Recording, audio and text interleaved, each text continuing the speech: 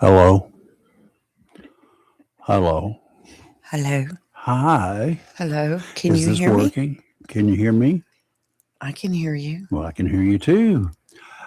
I'm thinking we're going to just take a bit of a vacation here, live and local, Okay. beginning over the Christmas holidays. Once the weather warms up again, we'll be back. It might Well be. rested and really full of attitude. Don't look at me like that. I know what you're thinking. Well, the good news is end of next week, we're looking at highs near 60. So, Oh, goody. Y'all out there know I'm just joshing you, right? You ever heard that word? yes, Joshing? just joshing. Yeah, just joshing. Been a long time since I've heard it used, really. My neighbor here, the young boys that were my age when I was growing up, they used it all the time. So I don't know. I hadn't heard it in a long, long time. It's Friday, and 2 weeks from today, we'll Mm. be as far away from Christmas as you can get. 365 days worth. Hoping it will be a Oh, quiet holiday period coming up, that the idiots will behave, and that the two houses of Congress will just stay home for a week or two and do nothing and keep us out of trouble. Don't want us to get into any more and trouble. What do you think? Good that. morning. I'm Rayford Brown, and I've run out of sugar this morning, Good morning, I'm Lee Barrels. so I'm not going to be nice. I'm going to be. Oh, where's my tie? Should You're have going to brought my be tie naughty down. Should today? have brought my tie down. So anyway, it is Friday, and we do welcome all of y'all aboard. We'd like to hear from you today. Here, our number, if you, in case you decide you want to join in, 910-333-0139, 910-333-0139. We do not expect you to agree with us on anything or everything. It's up to you. Anything, part of it, nothing. Well, I don't. It's okay. We may or may not agree with you. Uh-huh. I bet that's Chris. It appears to be Kathy. It's Kathy. She agrees with me all the time. Hey, Kathy. Oh my God! What a laugh that was! Did you hear that? Hey, Are you out yeah. in the cold too? Or are you sitting in the car? Or are you at home? Not yet. I'm getting ready to head out into the cold. Brrr. And we're going to be getting some donuts and coffee for the volunteers. The truck will be rolling in about 9 o'clock Mhm. to unload these 1,000 readers coming in. Yeah, Nice. there you go. Well, you're not going. Nice. You're just going. You're the supervisor, right? I'm the supervisor. I She's just going to want. hold the donuts. Oh, she's Huh? like one of the I'm gonna USO hold. girls. She's going to hold the Red Cross, donuts. Red Yeah, Cross girls. That's what right. she is. Like one of the Yeah, Red Red Cross Cross, girls. Salvation Army. Here's the Uh-huh. donuts. Here are the donuts, y'all. Mhm. Yeah. Come on down. Yeah, I'll lead them in the direction. Here's where you put the reeds. Here's where you get your donuts and coffee. Yeah, Uh-huh. that's me. Park over here. Yeah, yada. So, but yes, sir, we're getting ready for the big event tomorrow. So Very yeah, good. Yeah, very excited. Very which is good. going to be great. And then so today you're headed for Onslow Memorial Park, right? That is correct. Okay. Onslow Memorial Park, 258 or Richlands Highway, whatever else they call it. Yeah, it's out Have a there. great day. It's out there across from that cool little restaurant that serves spots in the season. Ooh. Bakers. Baker's Mm. Cafe. Bakers. Bakers. Oh my goodness. Yeah, right Yeah, here. passed that on the way to a meeting last night. I was like, oh my gosh. Could we Yeah. stop in? I said, what? They were open. I was like, oh, let's go in there and eat. I'm gonna check and see how old that my partner in crime here really is. What was that restaurant that was at that location originally named? Couldn't tell you. I don't recall at the moment. Maybe if you tell me, I'll remember. You won't. Maybe. Spain's. No. SPAIN''S. Spain's restaurant. We That had a was the guy at name the of it. post office last name Spain, but Yeah. It wasn't Never heard his it. probably, but Yep. could have been a family one. How Anyway, long ago was that, Ray? 200 years. I mean, Mhm. Washington and I ate there. Washington. I'm gonna put that on my calendar. Wow. Yeah, so, no, we are hyped Yeah, and ready to go. That's good. Yeah, and so and tomorrow Russia. you'll have the ceremonies ready to rock and roll. Weather's looking pretty good. Might be a little cool in the morning, but not right now. It's 32 degrees and climbing. So Well, we're dressed for the 32-degree weather, and we got our big heavy coats ready to go. there you go. Very That'll good. work. Yep, and then the hot coffee out there will help those that drink coffee warm up a little bit. Hot Tomorrow being in chocolate. dress blues, doesn't matter how cold it is. Them things are hot. Yeah, right. Oh, we got a little bit of wool here and there, right? That is a little bit, yes. Yeah, for you folks who are not quite aware yet, and if you just tuning into the show for the first time, and we do have newbies all the time here. Turn this radio off before it goes bang bang. Tomorrow is the day for the wreath laying ceremony at two different parks here in Oslo County. One is the Coastal Carolina Veterans Cemetery. Is that what we call it? Did I get it right? Yes. Yeah. Okay. That ceremony is going to be at noon tomorrow. Now, if you are a family member and you order wreaths, or you want to go put a wreath on your family member's grave out there, you can be there at 0900 tomorrow and do that. But their ceremony is going to be at high noon. Now they're at 9 a.m. tomorrow at Onslow Memorial Park, which is a park. It's a cemetery here in Jacksonville, across from Baker's Cafe on 258. Then you can be there at 9 o'clock because there's going to be a ceremony there, and the wreaths will be laid on. They'll probably already be there, won't they? I don't know when they're going to be put out, but anyway, there are 1,000 of them there. Today. That Kathy and what's his name? Chris. Yeah, he only has one name, and that's Chris. Well, yeah, and the problem with that is we got about 14 Chris's that we deal with. So I'm like, good God, it's just really weird. When you say Chris is on the line, I'm like, who? Okay, which Chris is this one? Yeah. So anyway, that's it's happening tomorrow, and where civilians are there. There are about 1,500 veterans buried at Onslow Memorial Park, including my dad. So we got wreaths there. So anyway, thanks to you and thanks to you and the Chris. Whole veteran cemetery, Yeah. The whole veteran cemetery is covered. There's 200 in the veterans cemetery itself. We've got those are covered. We've marked all the other veterans cemetery or plots, grave sites out into the overall cemetery, so that the volunteers know exactly where to put the wreaths and everything. So I don't think mine's in the regular veterans because it's been there longer than that. Because I got a niece buried there too. Spread out pretty good. So we spread them out pretty good. So you might be surprised. So yes, but just wanted to say good morning to everybody, and good morning. The public is welcome to show up tomorrow morning and enjoy the ceremony with us. And like I said, we got programs printed up, and I can't thank the printers, Mail and More. It's a mom and pop. Eric and Joan Bennett. Yes, they did the programs for us, and I went in to pay for them yesterday, and they were like, "This is our donation to Reach Across America." Oh my gosh! So yes, cool. Good for them. I can't say thank you enough to them. Yes, sir. Absolutely. Mail and More. Mail and More. Yes, so you guys, they're standing for them. It's a worthy organization to do business with. Okay, so Mail and More. Mail and More, the most friendliest people that you will probably meet, and you can take your boxes in there, and if they're all torn up and not looking right, they will redo the boxes for you. So they even make boxes.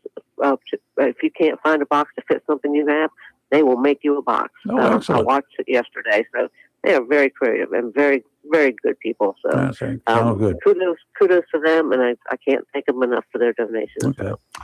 Kathy, appreciate it. Thanks to you and Chris for what you guys do to keep this community on an even keel. We appreciate it, and we appreciate everything that you have done for us, Lee and Rickard. Your gems in this county for what you have done for us, and we appreciate it. But my name is Rayford. Hers is Lee, and not Jim. Would you stop? I said Jim. He needs a donut, Kathy. What kind was it? Eat a donut for me this morning, okay? I will do that. How about a chocolate frosted? Okay. Is Chris listening by any chance right now? Yes, he is. Okay. Well, tell him to pay attention over the next minute or so, because I've got to do something with Lee here. And it involves Oh, Chris as okay. well. It also involves another Chris, Oh, as in Miller, out there oh, this morning. So I Uh-oh. hope he's I know, listening. yeah. Uh-oh. Okay. We will be. So we will talk with y'all later. Have a Yes. great Friday Thank and you. a You great weekend, too. everybody. All right. We Yes, will and talk to you have lovely later. out there. See you in the morning. Bye. Okay, bye bye. Yeah. Yesterday, I mentioned something about a particular magazine, right? Yes, you did. And I was kind of chastised, made fun of, and people questioned my credibility. As luck would have it, would you please read the Oh no. title of that magazine? You want to see it? We'll take a look at Oh my it. gosh. I gave her a skin magazine. Miller, I hope you're listening. It's a skin diver magazine, right? Skin diver. Oh, and if you think that's all magazine. that I've got, look at this one. Oh. What does that one say, huh? I like this news story, first story on the top. Live dangerously, cuddle a shark. What kind of magazine is this? Cuddle a shark? Fabulous Fiji dive travel guide here. Huh? See, we go. The Skin Diver magazine. There is a Yes. skin diver. Was a skin diver And magazine. this is May 1997. I think they stopped publishing about 2002 or 3. Did you say? Yes. Anyway, am I redeemed?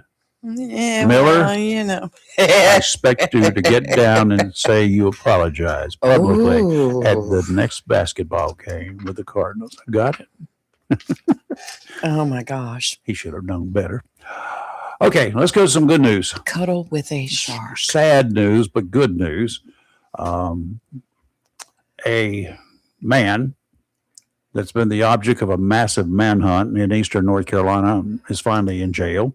Yay. Dominic Connolly, wanted in connection, among other things, for killing his grandmother in Havelock almost 2 months ago.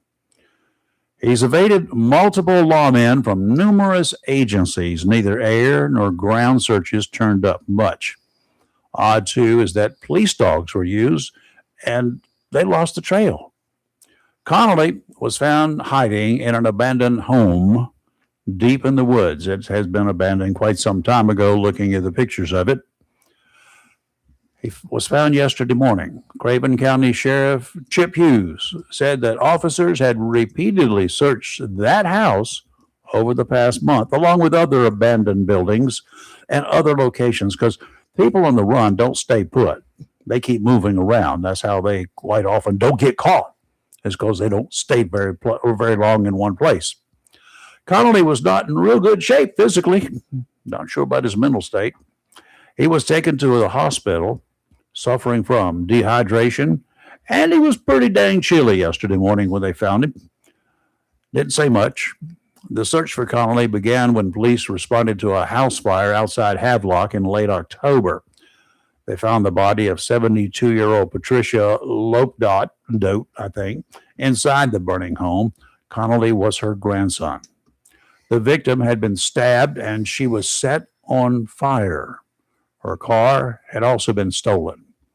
A Craven deputy sheriff, responding to a report that the accused killer was spotted at a fast food restaurant over in Vansbury area, confronted the man, and he was stabbed in the leg during a confrontation. He's doing okay now. Connolly evaded capture, but was seen on surveillance video at least twice in the next couple of weeks. The Ring doorbell type cameras. Yes. The accused killer faces murder, attempted first-degree murder, first-degree arson, and assault on a law enforcement officer.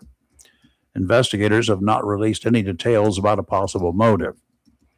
Whether the man in custody or some other person actually stabbed and burned a 72-year-old woman matters not the motive. First-degree evil is at play here. Anybody want to disagree with that? I agree. There needs to be another criminal charge in North Carolina added to our general statutes, Chapter 14, first-degree evil. I agree. I'm in. Kudos to the sheriff's office for not giving up, and for all of the cops from all of the agencies for continuing the search for Mr. Connolly. I'm not sure when he'll be able to have his first day Today. in court scheduled, but Yes. will he be in physical condition? Oh. He was not in good shape yesterday. True, but I heard this morning on the news, right as I was walking out the door, that his first It's scheduled. is scheduled We'll have to today. wait So we'll see. Wait and see. So, yeah, yeah. Well, I don't.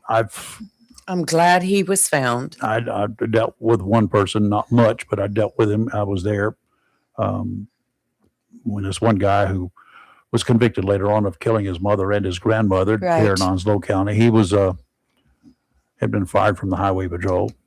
Never forget his name, Thurman Strickland. Why do some Why names does that? stick in my head? Yeah. Thurman Strickland. He was about 35 or so at the time. Drove from Goldsboro to the Bear Creek area, Quail Haven, where his grandmother owned a beautiful home, and she lived there. She also owned a motel on 17 South.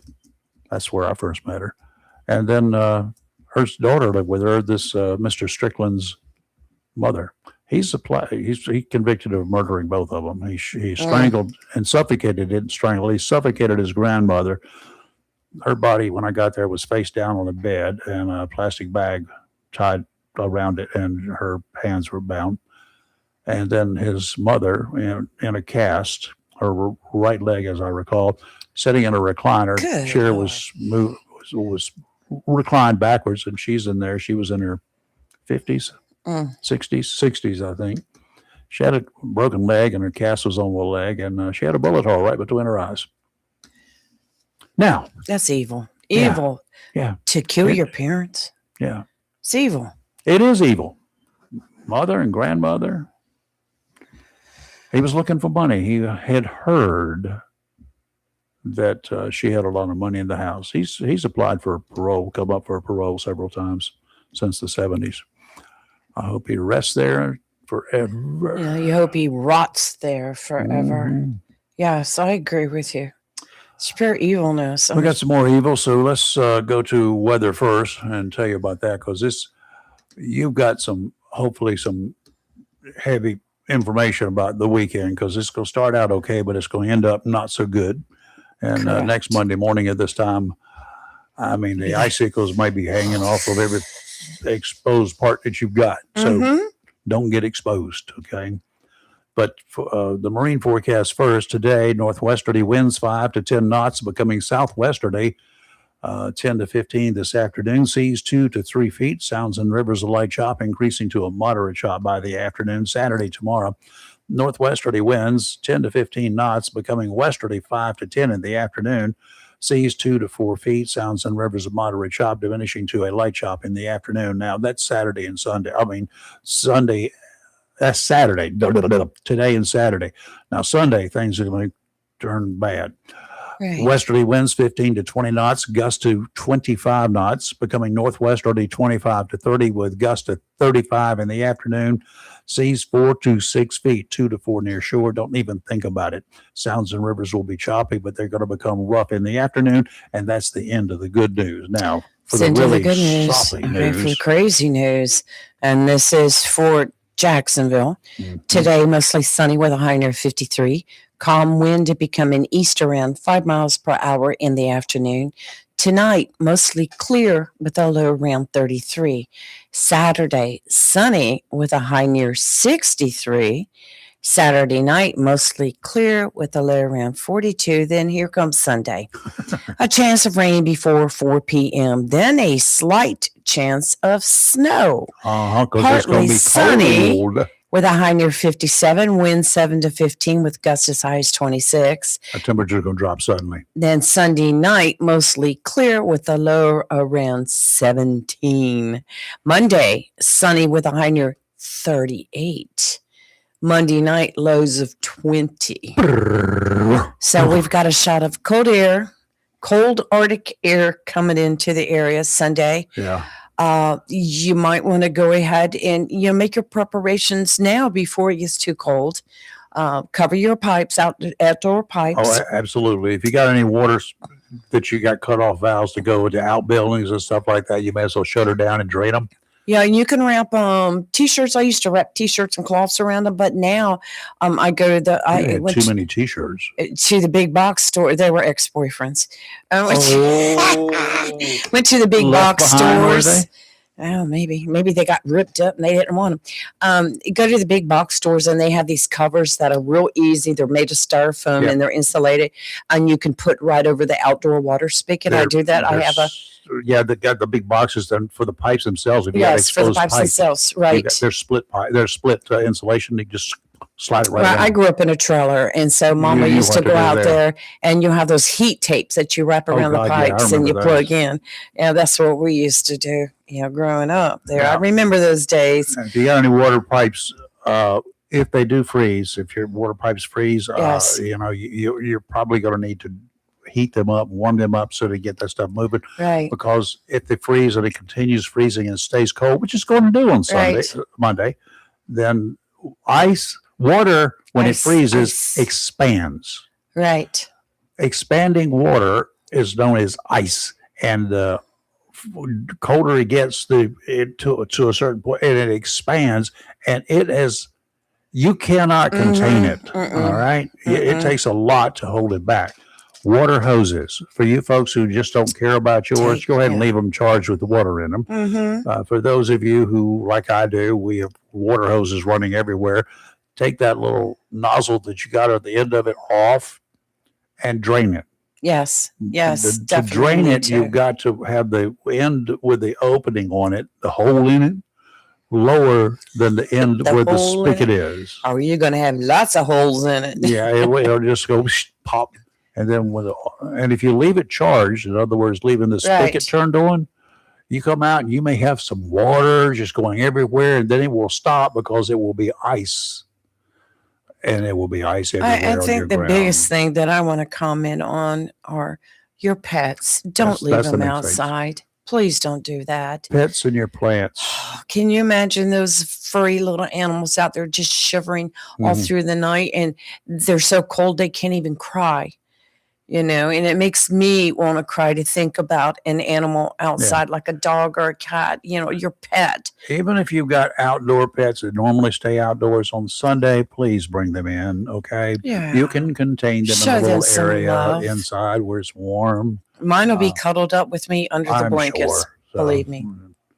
I'm one of those that you got those leftover T-shirts you can wrap around them. they have little coats and sweaters, but my dogs don't like to wear them too much. Yeah, well, yours are used to they them. love them. Yeah. They feel good. And I have some spectacular news as far as the weather goes for this weekend. The Geminid meteor shower, one of the most spectacular in the celestial calendar, is set to peak this weekend, and astronomers say conditions could make it for an especially striking show if the weather permits. The meteors are visible all over the world. The people in the northern hemisphere will get the best views. Well, what happens if one of them goes off course? You better duck. Oh my! How big are these things? Do you know? Well, let me bring it back up. Let me see where I had it here. If they're the size of Volkswagens, like some people describe these things. Oh, if it gets through our They said we atmosphere. get treated to meteor showers when Earth passes through the trails of comets, icy objects, which NASA calls cosmic snowballs, or in rare cases, including the Geminids asteroids, which are rocky. Cosmic. Oh my. This says while most meteors appear white, some can glow green, yellow, red, or blue, depending on the elements in the material as it burns up on how hot it is in Earth's atmosphere. So some of this stuff can get through the atmosphere intact, right? No, it's going to. You're going to have all your conspiracy theorists out there this morning. All right, Reynolds Wrap, this folks, weekend. they've got a sale at the big box stores for all of the aluminum foil you want. Right. Oh, they said that. And if you survive, you don't need it anymore, call me. I've got to use it. 2 years ago, scientists revealed that Plathon's tail is actually made of glowing sodium gas. So there is still some uncertainty about how and when Geminids dust were formed. So. Anyway, there's going to be some meteor showers this weekend. Looking around Onslow County this morning, my fellow hams, our fellow ham operators are out there. They call us in every morning, beginning about 5:30 or so, with the temperature and a couple of other things that they gather from their meteorological equipment. weather stuff. Randy in Southwest, he said it was chilly, 36 degrees, 76% humidity. He's totally overcast there at the time. It's that way here too. No, nothing in the rain gauge for any of these folks. I'll just tell you that right up front. Joe down in the borough, Swansboro, it was warmer. It's 37 degrees, and no wind, and it was cloudy. Lee, not you, the other one, the back swamp Lee. He was reporting two different thermal readings this morning. One of them, he said 36 degrees. His other one was 32 degrees. Now, I asked him a question. Where are your sensors located? He said, well, one is at the house and one of them is at the chicken coop. Well, the chicken coop's far away from any walls that are heated. So 32 degrees is likely going to be the correct temperature where he is, and 36 degrees will be up next to his house. 74% humidity. And by the way, if you ever want to build a cold frame or whatever, consider building it on the south side of your house, cold frame, so you can put seedlings in it and whatever, or stuff to get them started when it's still cold outside. Put them in there, and they will be warmer as you don't have to heat it as much. But anyway, 30 Riverbend, Dale at Riverbend, 35 degrees this morning, 73% humidity, and wind was calm and no rain. Ward at Cedar Point, had 37 degrees, 64% humidity. Humidity is down across the board here this morning. Sure is. And okay, we'll see how that's going to work on Sunday afternoon going into the evening. He had light northeasterly winds. Ken in Onslow Bay, that's an area right off Rocky Run Road. He had 36 degrees, 63% humidity. And Lady Blue over in the Woodlands, she had 35 degrees at the time, 70% humidity, and light east northeasterly winds 1 to 2 miles per hour. Here at the studio, at that time, it was in Country Club, it was 32 degrees. It's still 32 degrees. Humidity was 77%, climbed slightly 79%. And up next to the house is 35 degrees at the sensor up there. Yeah. So my sensor's close to the house, but it's kind of like just there in the yard. So, but mine is pretty much close. When I get in my vehicle and I'm heading to the studio, I'm reading maybe 1 degree more the outside temperature than what I did at the house. So it's been pretty accurate. One of the things about it, if you park your car on an asphalt driveway or driving down the highway, and you've got, that stuff heats up and it keeps the heat. Concrete keeps its heat. Concrete blocks, brick keep their heat a lot longer. So, when you got it heated up like that, it lasts longer. It stays warmer longer. Covey sent us something, and Alan Covey, his son. Oh, okay. It's the new internal flame in front of the Carolina Museum of the Marine that was being tested last night. Thank you, Marcus. I'll put that on our page later. Oh, yeah. That's a beautiful picture. That's pretty cool. Good. And we're hoping to get the CEO on here very soon, hopefully next week. Of the museum? Of the museum, Excellent. Yes. Because we need to hear what's going on. Plus, you can go to their website and there is a cam that runs 24/7. And I've gone on there many of the time and watched them as they were in building stages. It's really, really cool. That's I only nice. wish my dad was still alive so he could see it. Oh, he's watching. Yeah, I did buy him a brick, and he has a brick out there. He's got the double brick because I wanted to make sure I got everything on there. And so he's got a brick out there. They made one error in spelling on it, but he never noticed it and I never noticed it. And then one day my sister and I were out there, we were looking, and I looked and I'm like going, Marines has got 2 eyes in it. Oh no, we had never noticed that. It's got an eye in the back of their heads. Marines have that. It was just and of course Joe Hull found out, and he said, I'll replace it for you. I said, no, I want to leave it just like it is. It's exceptional. I think it's pretty cool. It's pretty cool. It's different. I wonder how many people have even noticed that. He even sent a video. All right. Thank you, Marcus. I never noticed it, until years later, but proud that Dad has a brick out there. So good. A man arrested on a charge in connection with the death of an overdose victim is going to prison. Happened back in there you go. 2022 in Newport, North Carolina. Law enforcement officers had responded to a call about an unresponsive woman found 27-year-old Santana James on the floor, dead from what turned out to be an overdose of cocaine and fentanyl. Examining the victim's cell phone, thank you, police, they found that the victim had conversations with Joshua Holder a short time before her death, and the phone revealed she had conversations with Holder about drugs. Conversations were text messages in all likelihood. Holder pleaded guilty this week. He's going to serve a sentence of 7 to 10 years What? in prison.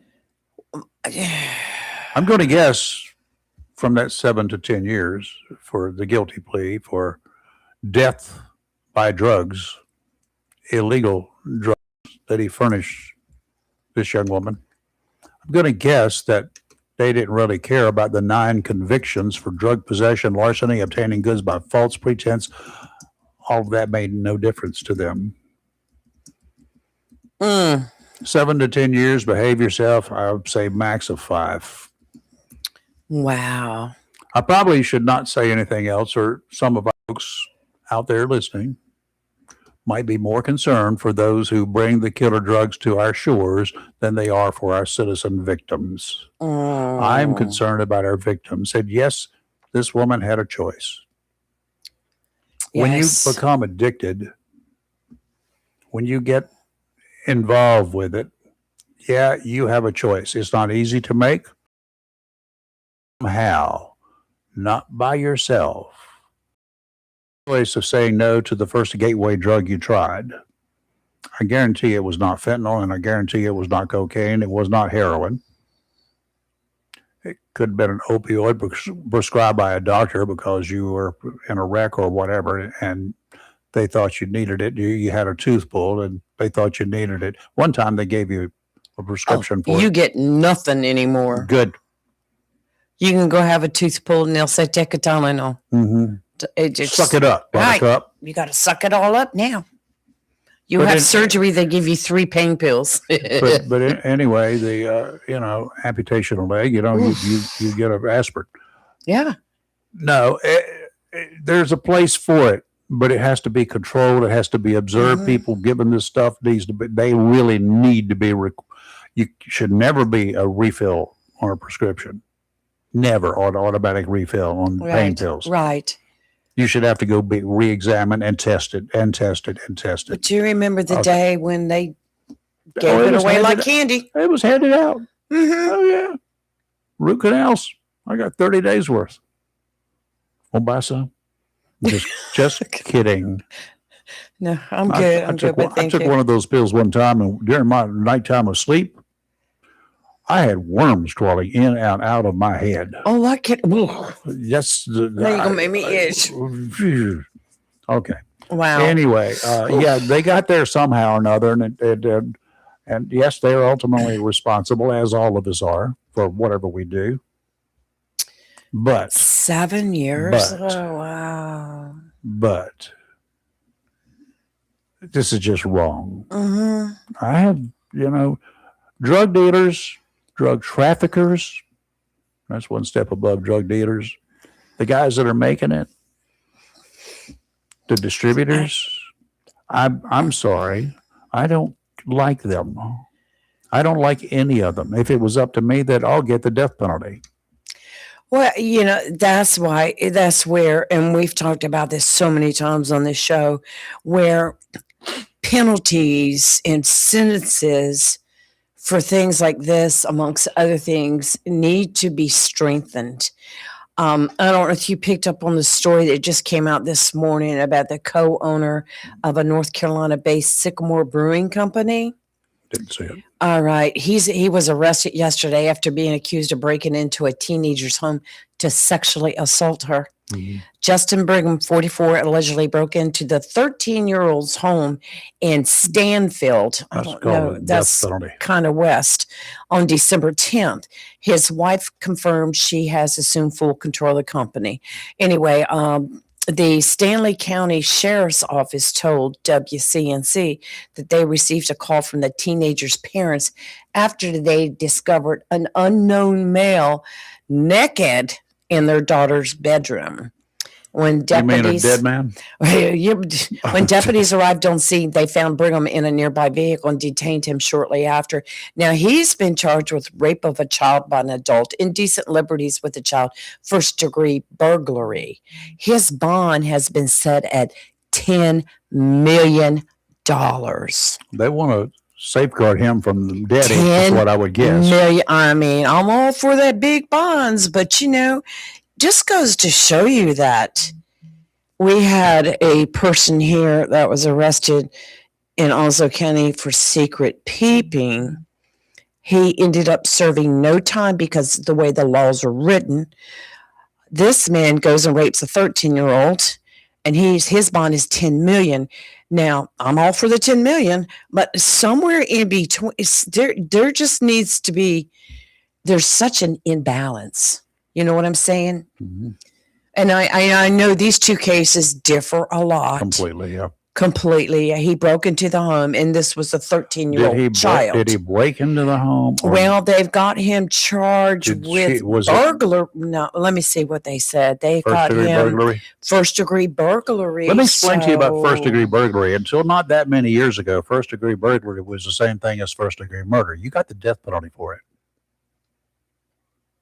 Did you know that? Right. First degree rape. You got the death penalty for it. Those are three crimes right there that he could be for first degree burglary and first degree forcible rape.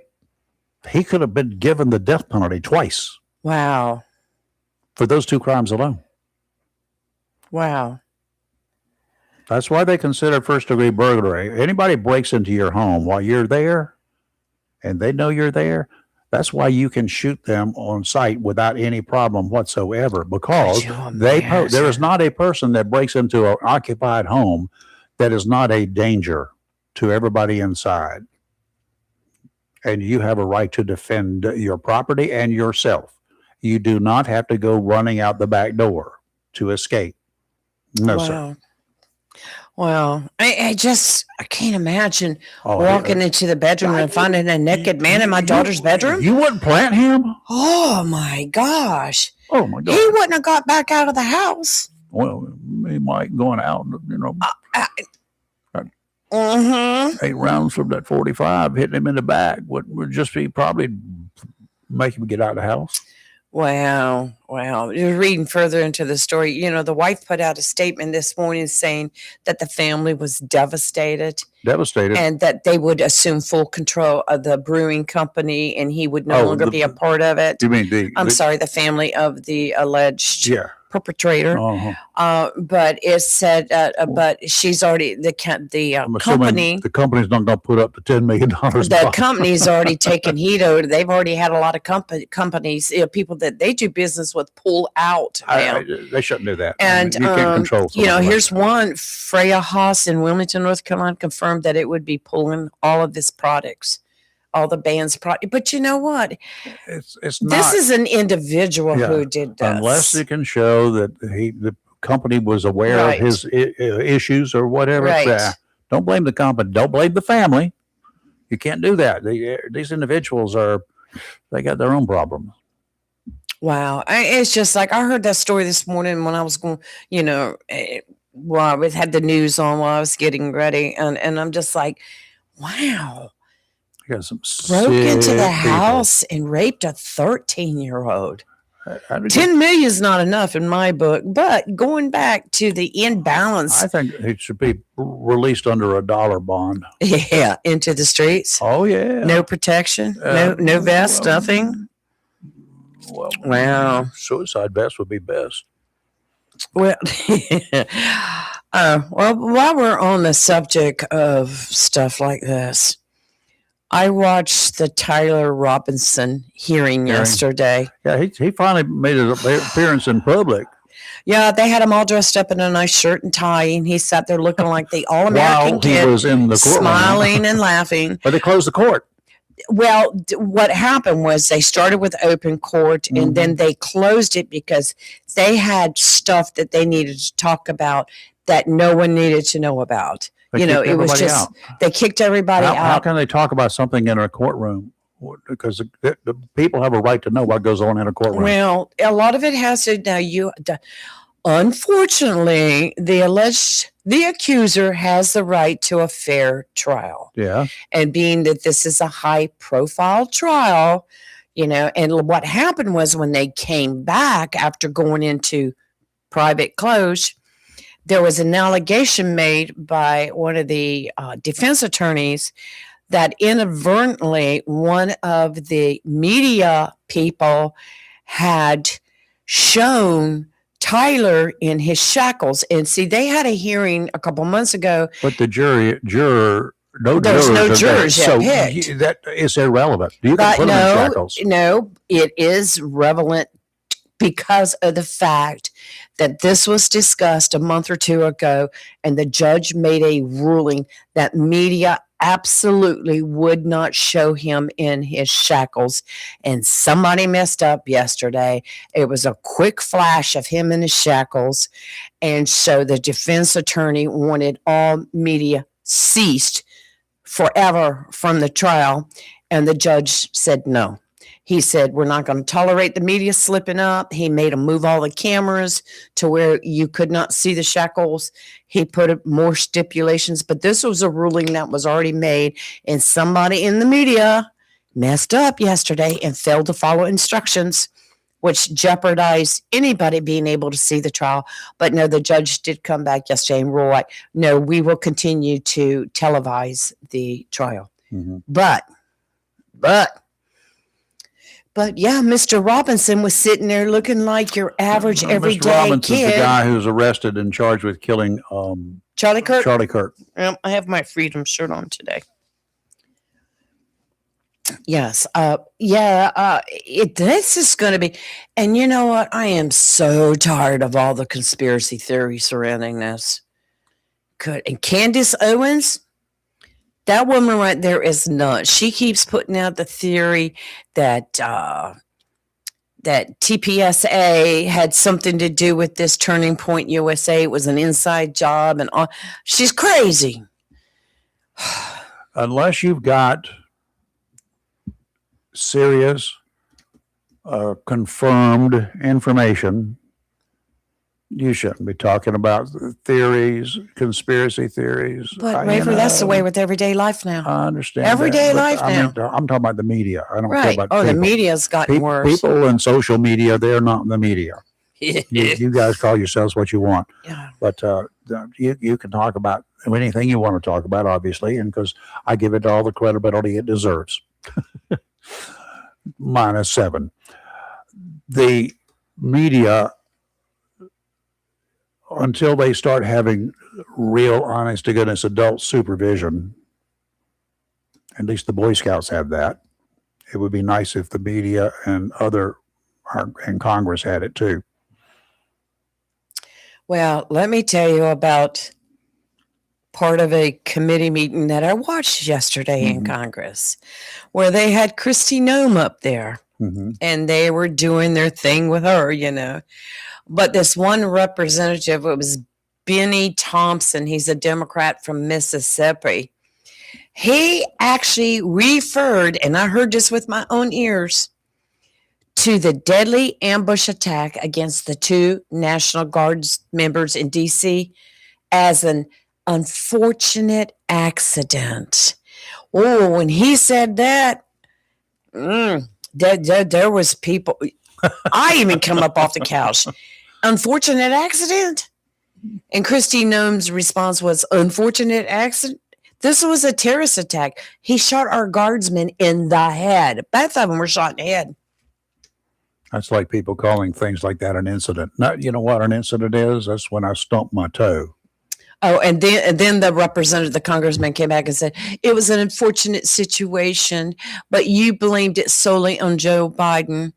And boy, some of the Republican congressmen, one of them, Andy Ogles he's Tennessee, he erupted and he came back and he said it was not an unfortunate accident. Those comments are very bad word, disrespectful. I expect better from a ranking member. I mean, and when you're watching these committee hearings, they don't beep anything. Yeah, I know. And that congressman said that was disrespectful. You can fill in the blanks on that one. But I was like, whoa. But, you know, why in the world would you say an unfortunate accident? Say that to that guardsman that died. Say that to her family. Oh, I'm sorry. It was just an unfortunate accident. She's in the wrong place at the wrong time. Come on and tell You me know? that. Oh, I'd be, If I'm I'd a be member, arrested. Get close enough that I can reach you and you tell me that. Right. Let me tell you That's- about an unfortunate incident or accident that's going to happen to you, Bubba. We have several people already commented this morning that Candace Owens needs professional help and is a conspiracy nut. And you know, there was a time that I liked her, but never I have. think over the years she's just gone off the deep end. Yeah. I mean, you know, and they asked, I think Charlie Kirk's widow was doing an interview on Fox, and they brought up the fact of what Candace has been saying about the conspiracy that Turning Point USA, it was an inside job and all this kind of stuff. And they asked her, said, what would you like to say about it? And all she said was, stop it. Me, I wouldn't have stopped saying what I had to say. They would have to go to commercial break. I'd be like, No. It It would be nasty. You know, some of these people they don't understand the consequences of what they say. They don't care about the consequences of what they say. If you're a politician, you care about getting reelected. And you know what? When these people come out and do things like that, that is the only thing they care about. They care about finding a camera in the House chamber, outside of House chambers, to get on camera as soon as anything happens. There's a mad rush for those cameras. Have you ever seen the wide floors outside the chambers when something happens? Yes, the hallways. You will see. Yes. And of course, the media is there looking for anybody that they can get, and it's first come, first serve. And of course, have you seen them when they got whoever they grab first? This is always funny. The first person they grab, and it's like a half-wit from Congress. Yes. And then as soon as they see somebody else is known, like a Jim Jordan or whatever, they throw this guy aside. Oh, we got Congressman Jordan here right now. They will do that. Yes. But they will take anybody that shows up to begin with. Any old quack. Oh, well. Oh, I love these. And I'm not calling out local TV, but I'm just going to say local media whenever something has happened. Why is it they always seem to pick the woman from the trailer park with the curler still in her hair, you know, that wants to talk about the pandalirium that occurred, Pandalirium? Pandalirium. It's not pandemonium. It's pandalirium that occurred in the trailer park when the big wind came. Why do y'all do that? The wind did not hit anything else that mattered, my I guess, gosh. huh? I mean, I'm not saying that the woman with curlers is any less newsworthy, but it just always seems to be they pick the ones that they don't pick them. They're available. That's who they run up a to. news story in Kinston not long ago. And the woman they picked to talk about it, I'm not really sure that she was a woman. I think she was a guy who was dressed up as a woman. And to listen to him give the interview, I wouldn't have even aired it. It was ridiculous. And it really kind of took away from the severity of what had happened.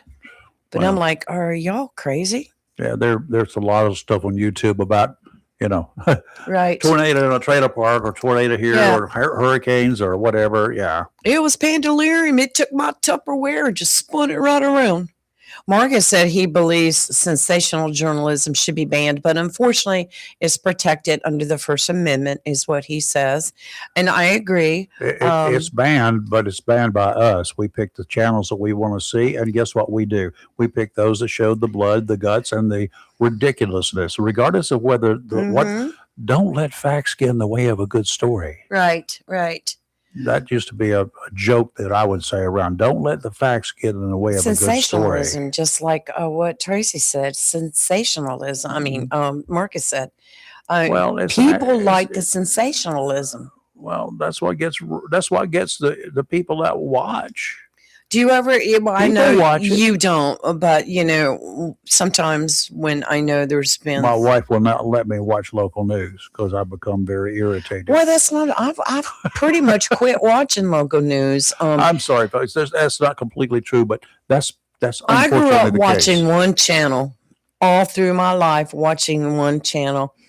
But I think over the last year, it's gotten so, I don't know how you say it, kind of sensational, kind of like, can we get the facts right? I've switched to another network to watch. Like in the morning, I just like to turn it on I then know, as you you're get looking the for weather. weather and a few things. Other than that, I kind of. Let me give you a little behind the scenes stuff, okay? I really Right. we toyed with the idea of just putting a camera up in the newsroom and just Mhm. leaving it on, no audio, because audio would never get past. But just leave it on during the day that people could come watch it on one of those little cable channels that we would have gotten. Right. Just leave it up in there. It could be funny. It would be funny, but I don't want people to see it funny. You don't need to see the production. You don't need to see how hot dogs and sausage are made, do you? No, we're not going to go back into that. You're trying to ruin it for me But this seriously, morning. you just there are certain things you just don't want to know, and it will taint you. You just don't know what happens in there. I love hot dogs. But some of the stuff that goes on, you got to get a soundbite, and the interviews that happen in the field, you will drag sound bites, and some reporters will drag a sound bite from a person. They keep asking them the same question in different ways until they give them the answer that they're looking for. That is not what journalism is about. Journalism is getting what the other person feels. And we used to have that. I mean, look at the days that Mike McHugh used to go sit in the courthouse for trials and give us a report at the end of the day. Lots of reporters. Lots of reporters. Spent a lot of reporters. time in a courtroom. Well, I remember Mike the Boring, most of it. but we had that in the past. Mhm. We don't have that anymore. Everything has changed so much, and like a court TV. That's why court TV and other dramatic shows like that's why people are so hooked on them. Yep, That's why they're hooked on police chases. That's why they're hooked. Ever since OJ did his run, and I watched that whole everybody thing, else trial. did too. Right. Well, I'm talking about the low speed chase. Right. I watched First of all, if that had not been OJ Simpson, he would have been taken out. Mm-hmm. Chase. They would not Pit have maneuver. paved a way for him to be able to drive Pit and keep on maneuver. driving. This was before the days of pit maneuvering, but Right. they would have taken. I mean, the guy was wanted for murder, right? Right. You know what would have happened for a man that's fleeing from you, that's wanted for murder? Bang!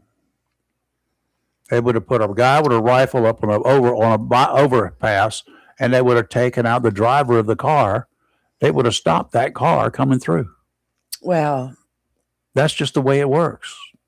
Things have changed a lot over the years. That's the way it would work today. And it used to be that the only thing you knew about a court case that was happening somewhere in some state somewhere was whatever the news told you. Mm-hmm. Now you can actually sit there and watch the entire case live. You have got no life if you do that. Why? What is wrong with that? Just Rayford, the one I'm watching right now, I told you the one where the guy killed his wife, then cut her up, and then just her body in so many different dumpsters, and they never found the body parts, just some tissue and blood here or there.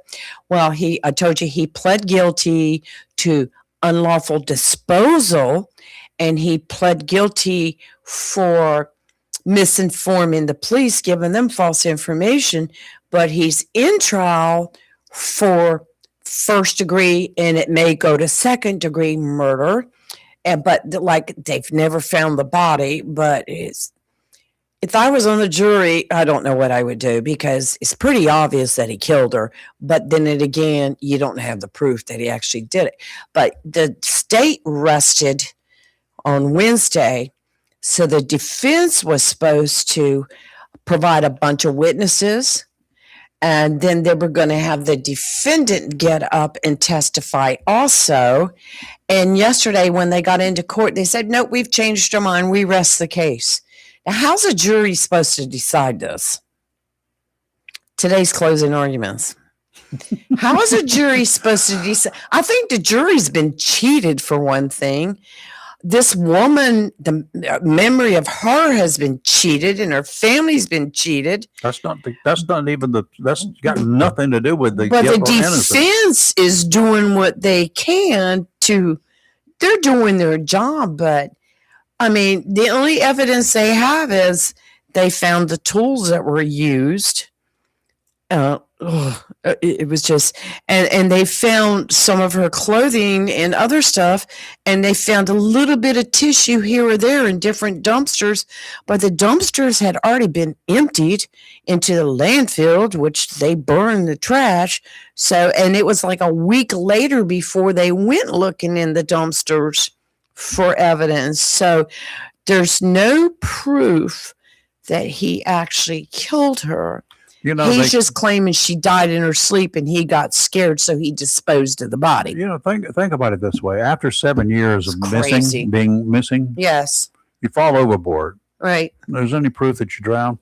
Nope. No, Any proof that a guy that falls off a cruise ship drowns? no. Nope.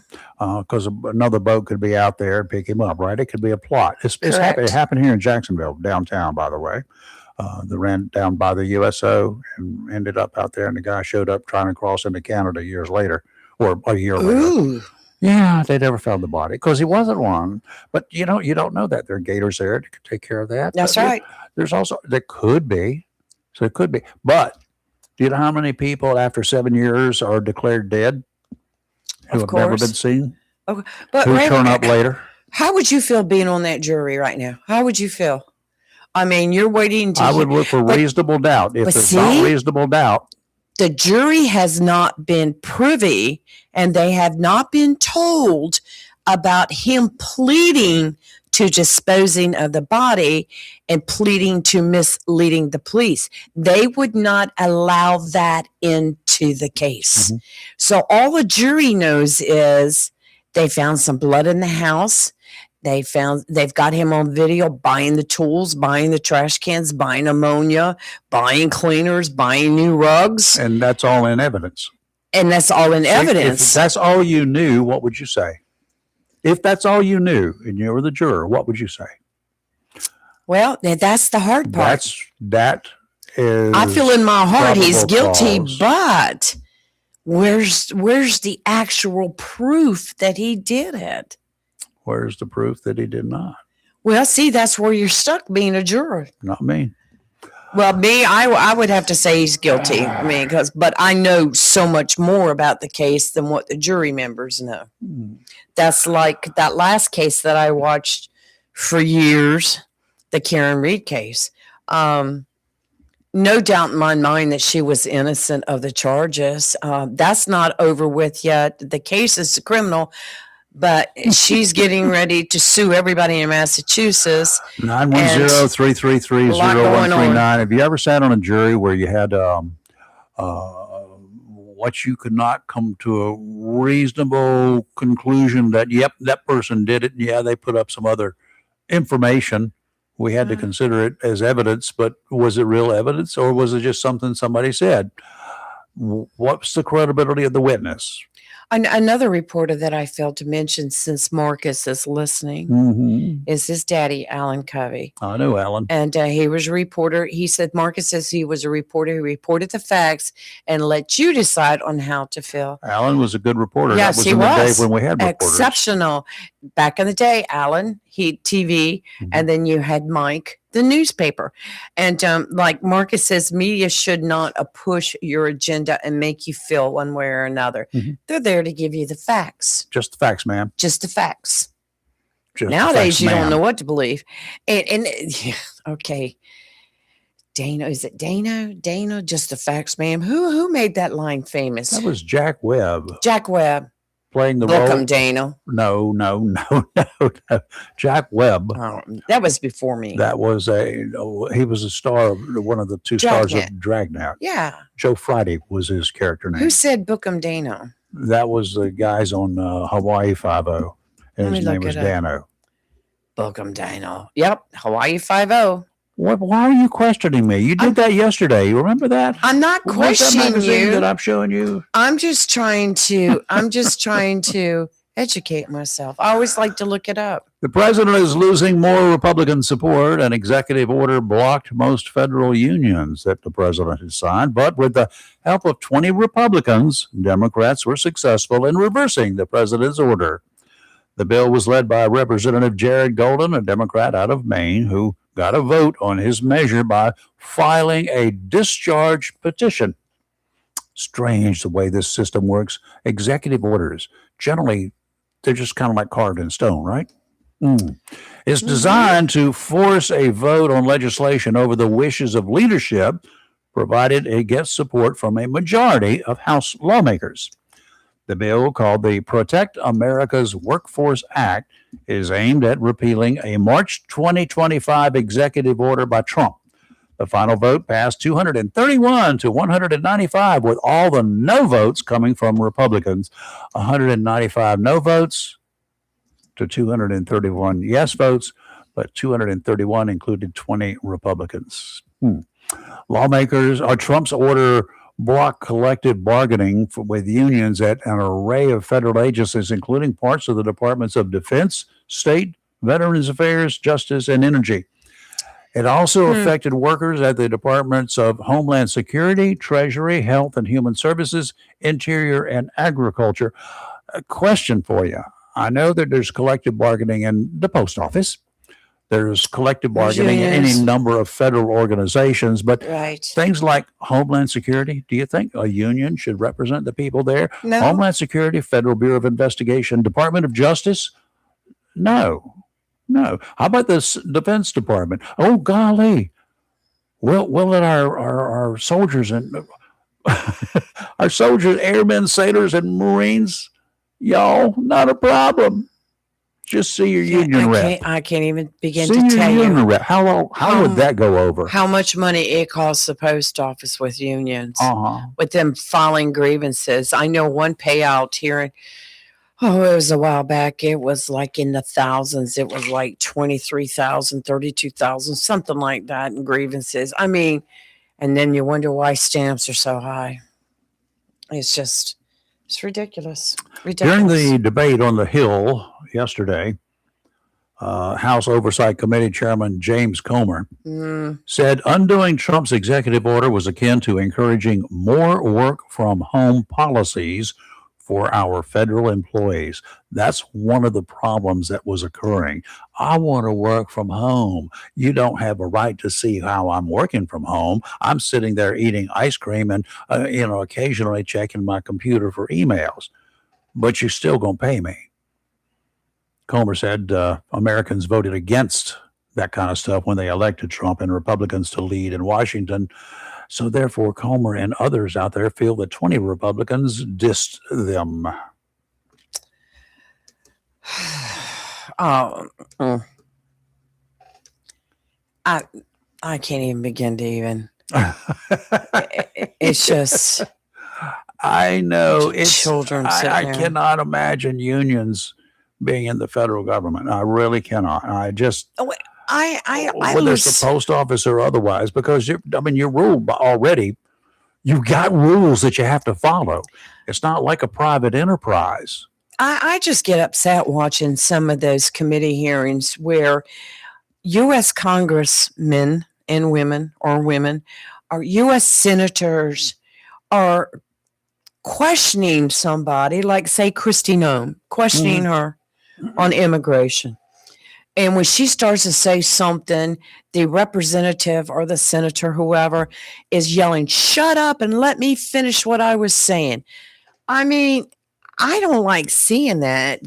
Can we stop with the bullying on either side? I mean, we've just lost so much in our Congress these days, and it's nothing for a senator or a congressman to say, this is blank, blank stupid, and Yeah. you need to shut up, and, you need to be fired. We've lost a lot of decorum in our House Thank and you. the Senate. Decorum is a great word. We just lost the ties and the coats and, the proper clothing and Mhm. whatever. We've lost all of that. And, I'm one for casual appearances, but if I worked in an organization other than like we are here, we're not organized. We're chaos. But seriously, Sure we like in television news, I wore accordingly. I dressed accordingly, not even on camera. Right. And at WDITN, when I did work there, okay, I worked at WDITN before Alan Mhm. Covey came on board. He Mhm. took my place after I left. But in those days, there was a guy named Bill Robinson. I forgot his name. But anyway, the general manager below him, they had a rule. If you're on camera, you will have a tie and a coat on as a reporter in the field. I broke that rule when I went down to following the Marine Corps down to a location where they were doing maneuvers Right. outside the country. Right. And so I was one of those embedded. I was one of two embedded people that could go, and I was the only one from here in this area. And so we were down there, and I said, what I was given to wear where we were was a helmet and a flak jacket.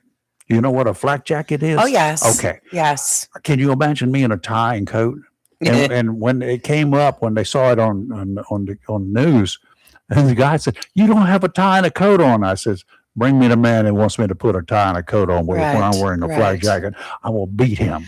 I don't have a problem with a congressman sitting in hearings not wearing his jacket. He's got a shirt on, his tie. You're in there. I don't have a problem with that. I don't either. I did have a problem with Fetterman at one time. He's gotten a lot better, and it just in the way he dressed, not in what he did, but wearing his like jogging shorts and T-shirt to Congress. It's just ridiculous. Yeah, I just thought it was a little disrespectful, and he's been criticized a lot for it, and he's improved a lot now. So, but that's his thing. We have. You ever watch a commissioner meeting here in Alzo County? Yep. Most of your commissioners wear suit and tie at the commissioner meeting, which is fine. If that becomes a policy of a commission or a Right. group or whatever, or standard, Right. if it becomes sort of a standard, they'd kind of go with the flow. Once in a while, you'll see one that's dressed down, but Sure. maybe he just came from somewhere or whatever. But I like the fact that the decorum Yes. that they use, that Yeah, they it should be. they're officials, elected officials, and they're in a suit and tie, and I think it's pretty cool.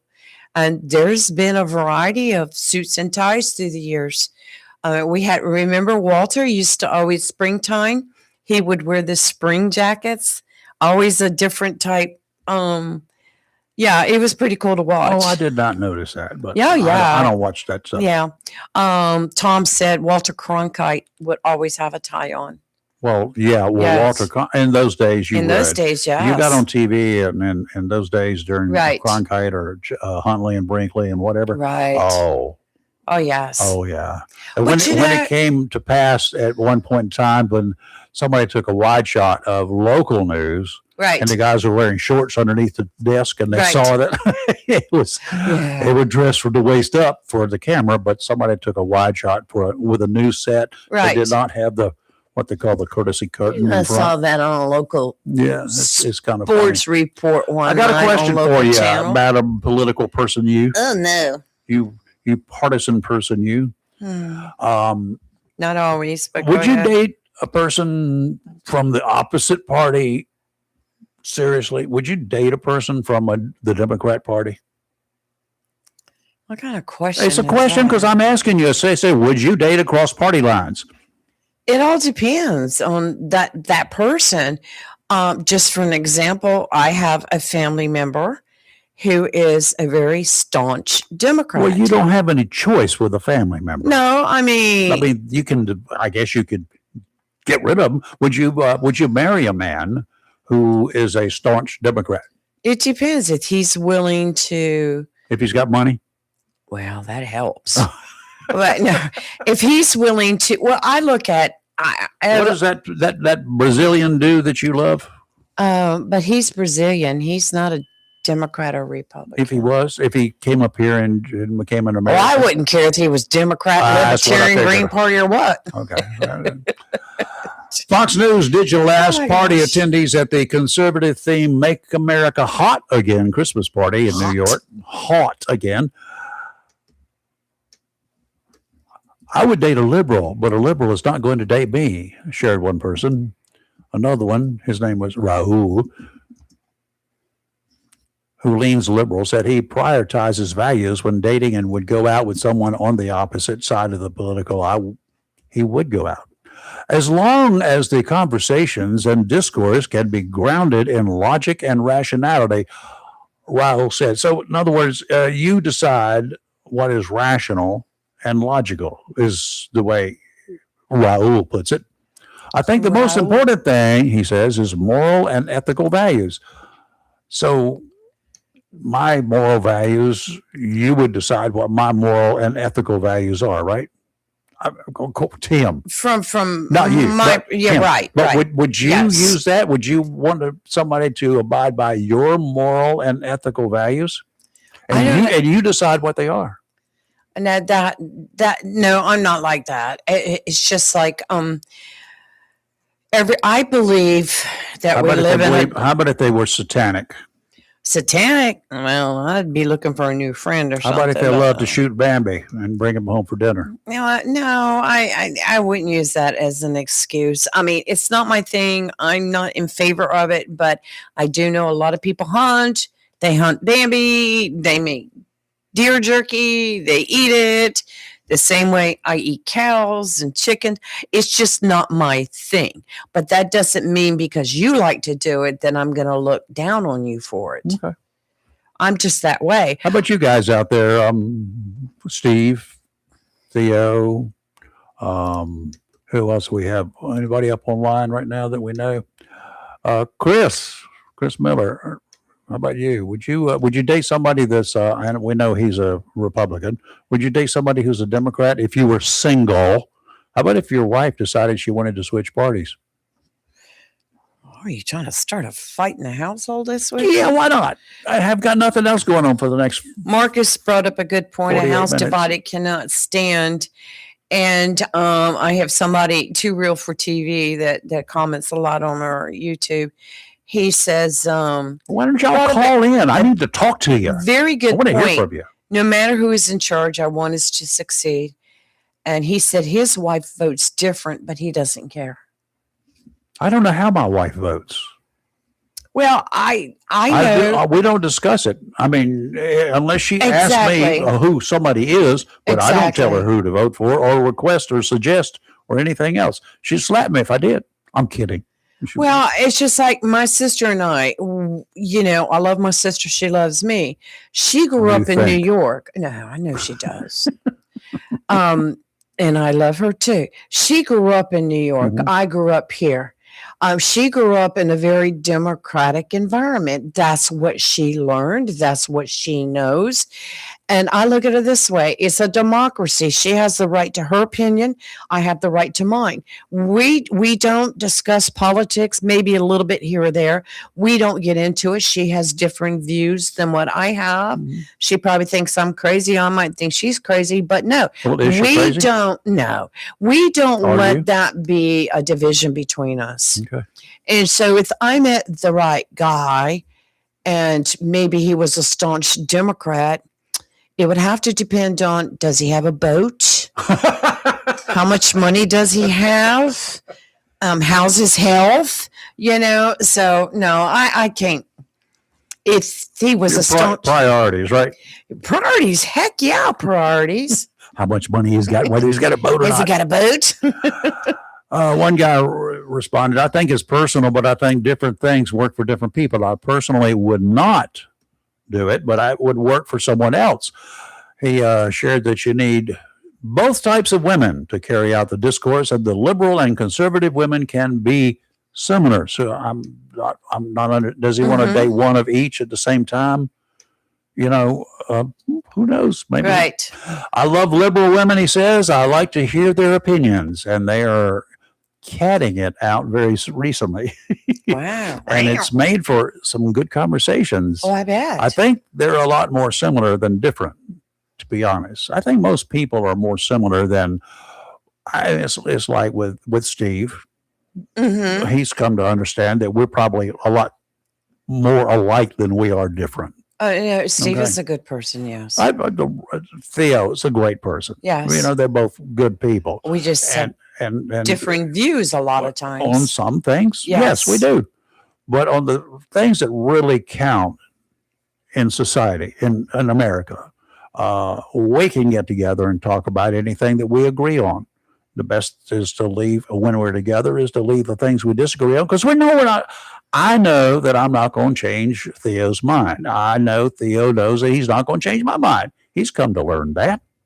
I would say that Theo is a very staunch Democrat. He's very, very Democrat. Okay, and what is that about?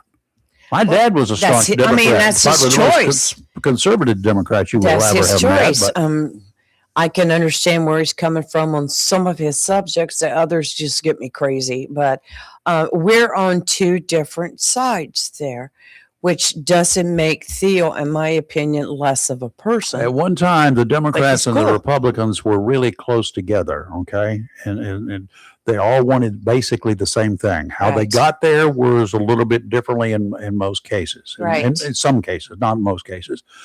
But they almost, it's like the county commissioners, the city council, they vote. Right. They vote more unanimous than they vote with split tickets, Exactly. split votes. Okay, that's the way it is. Some strong issues on both sides. That's the Right. way it works. And they can be all, and they happen to be all Republicans right now on the commission. For instance, Mhm. they don't agree. No, they don't. They No, don't agree with each other. No.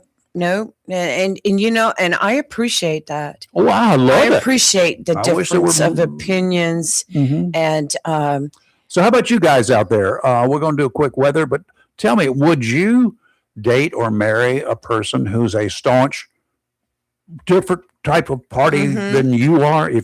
This goes for those who are kind of, if you're a hardcore Republican or a hardcore Democrat, would you date and or marry a hardcore person of the opposite polarity? what Tracy brought up a good point. She said we vote for the person, not the party. Mhm. There are some Republicans that are cray cray and some Dems that are off the chain. Good way of putting it. And then you have the rhinos. So it depends on the person and what you know about them. And What's a you rhino, know by the what? We know I know. Republican in name only. But you know what? I have to tell you, I agree 100% with what she just said. I have voted Democrat in the past. You brought it up not long ago. Oh, I did this time. Ernie Lee. Oh, yeah. Ernie Lee was a absolutely. Democrat for Uh-huh. many, many years. Uh-huh. And Did you ever vote for Ed Brown? he had already changed to Republican. No. Did you vote for Ed Brown in the Yes. 80s? No, I didn't. Yes. He I was a was on his Democrat? very first. He was a Democrat. I wasn't in the party then. I mean, I was a registered Republican, but I was on his very first campaign. Okay, I'm just putting it out there. So But he changed eventually through the years, which, you know, at the time, his very first campaign, I was on his campaign with a very good friend of mine, Betty West. did he change himself, or did he change the way his political views were? Um, Did he not still enforce the same political views that he always had? My opinion is he changed to Republican because that's the way the county was going. There you go. That's happened before. Yes, it Marine has. forecast calling for today. Northwesterly winds 5 to 10 knots, becoming southwesterly 10 to 15 this afternoon. 2 to 3 foot seas, sounds and rivers. A light chop increasing to a moderate chop in the afternoon. Tomorrow, northwesterly winds 10 to 15 knots, becoming westerly 5 to 10 in the afternoon. Seas 2 to 4, looking like a pretty good today and tomorrow. Mhm. Sounds and rivers only a moderate chop tomorrow. Going to get even quieter in the afternoon tomorrow. Right. Mhm. Mhm. Sunday, stay Stay home. Build a fire, a big fire. Get some dry wood if you got a fireplace, and wrap it up because it's going to get wet later on. Westerly winds in the morning, 15 to 20, gust to 25, becoming northwesterly, 25 to 30, with gusts to 35 knots. Ooh. That's about 42 miles per hour in the afternoon. Seas 4 to 6 feet. They'll be quiet near shore, but don't be deceived. They're going to be rough. Sounds and rivers choppy, increasing to very rough in the afternoon. And that's the end of the good news. Today, mostly sunny with a high near 53. Calm wind to be coming east around 5 miles per hour in the afternoon. Tonight, mostly clear with a low around 33. Saturday, sunny with a high near 63. Saturday night, a low of 42. Then comes Sunday, a chance of rain before 4 p.m. Then a slight chance of snow. Partly sunny with a high near 57. West wind 7 to 15 miles per hour. Becoming northwest in the afternoon. Winds could gust as high as 26. The chance of precipitation is 40%. Sunday night, mostly clear with a low around 17. Monday, highs only near 38. What's scary is when they're predicting a possibility of some light snow and just time to dig out the tire chains, snow chains. When they make a prediction here, there are some places you can be very definitive about like what the weather's going to be. Right. Let's take Honolulu. Right. It's fairly consistent, right? And if there's something out of the ordinary that Honolulu, they got some kind of a weird look, you better be careful because you don't know what's going to actually happen. It's the same thing here. We don't get snow. Almost never, ever, never. No, we don't like it. But when they're predicting a possibility or little chance of snow, 17 inches later, 3 days and 17 inches. I'll never forget 89. About this time of year, the week before Christmas, week of Christmas, 3 days before Christmas in Wilmington, it started snowing. It stopped sometime Christmas afternoon. 17 inches of snow. At 6 o'clock on Sunday, on Christmas morning that day, I was at the TV station and we had the weather wires and stuff like that. Right. It had 0 at 6 o'clock. The record lows. Look it up. It still stands today. Record low for Wilmington. And that was at the National Weather Service, not in your backyard thermometer. Happen. And living on the East Coast, we're prone to weather changing. Most of the time when we get snow of any significance, it's usually a nor'easter. Well, it's something that's going to come in off the ocean. And quite often it's going to be a system that comes down through the south as a bad storm system, rain, yada, yada, yada. And then when it gets out and goes offshore and starts moving northward, it turns cold and then it gets nasty. I did. Thomas answered your question. I didn't hear him. He said that. Come on, Thomas, call us. That thing just disappeared on me. See, but Thomas, he said the moral standards in between Democrats and Republicans would keep him from dating a Democrat because he's a Republican. And Marcus brought up something really good. Let me throw this out here real quick before it disappears. The Marine Corps band's playing tonight. Remember, they have a Christmas concert. It's free.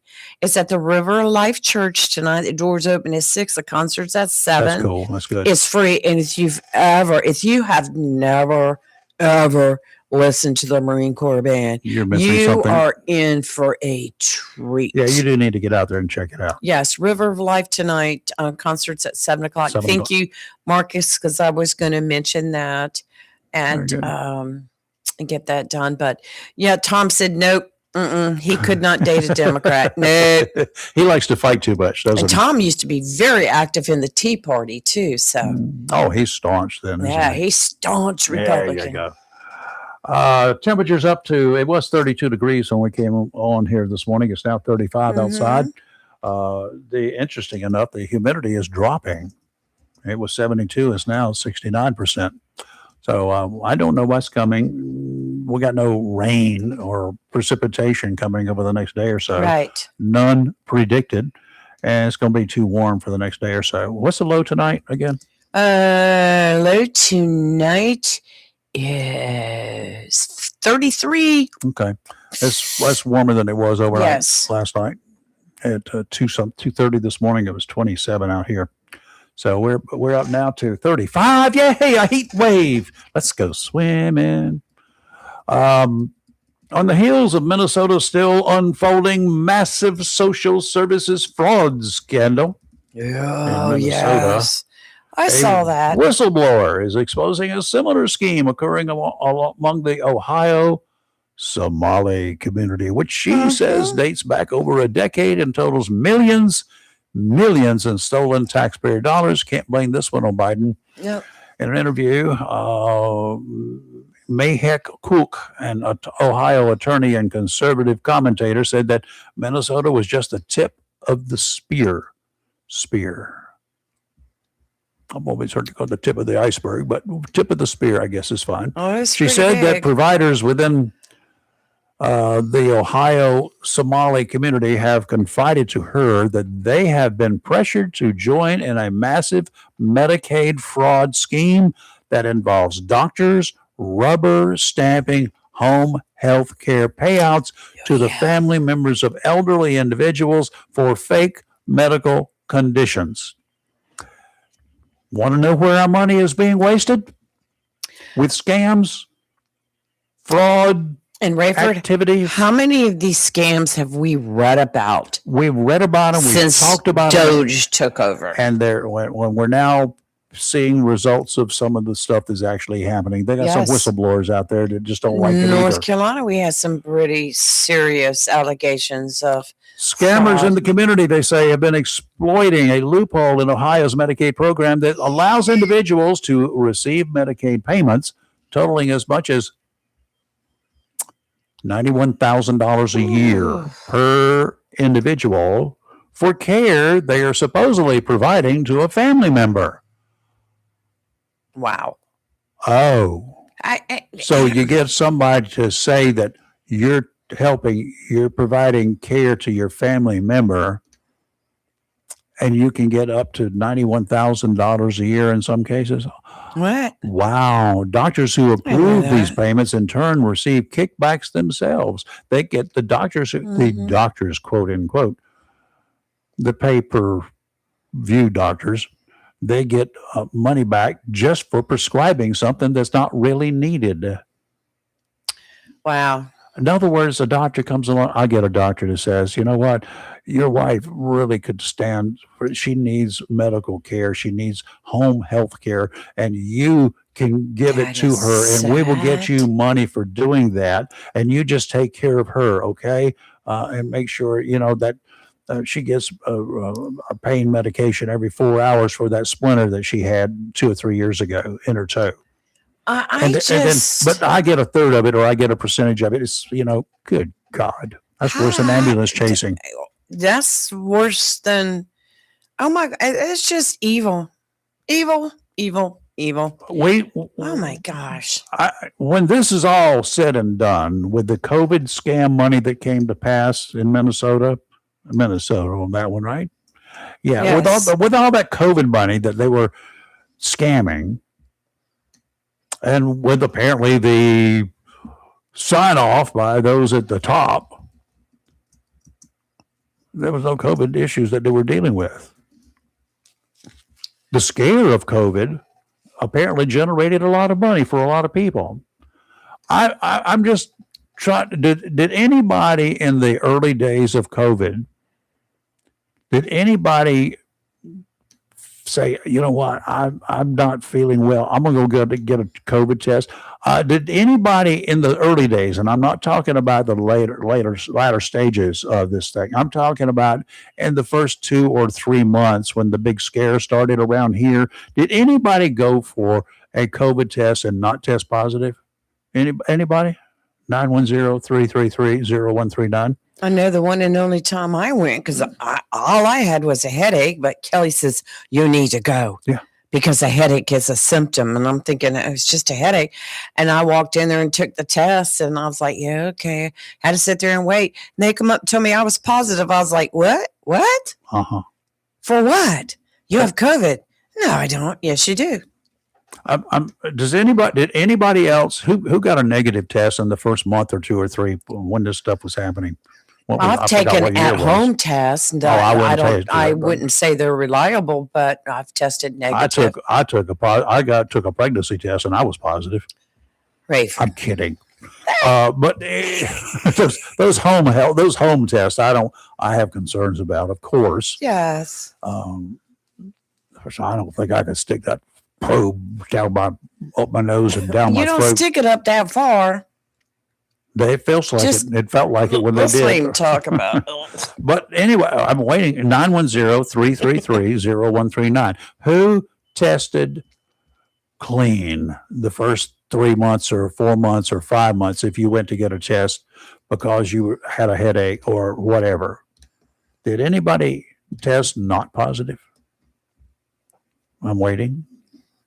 I have on I'm home waiting. tests, but not, like I I'm said, waiting. the only time I I'm still ever waiting. went out and got it done by healthcare specialists was when I had a headache, And and then they you went told me home I and had.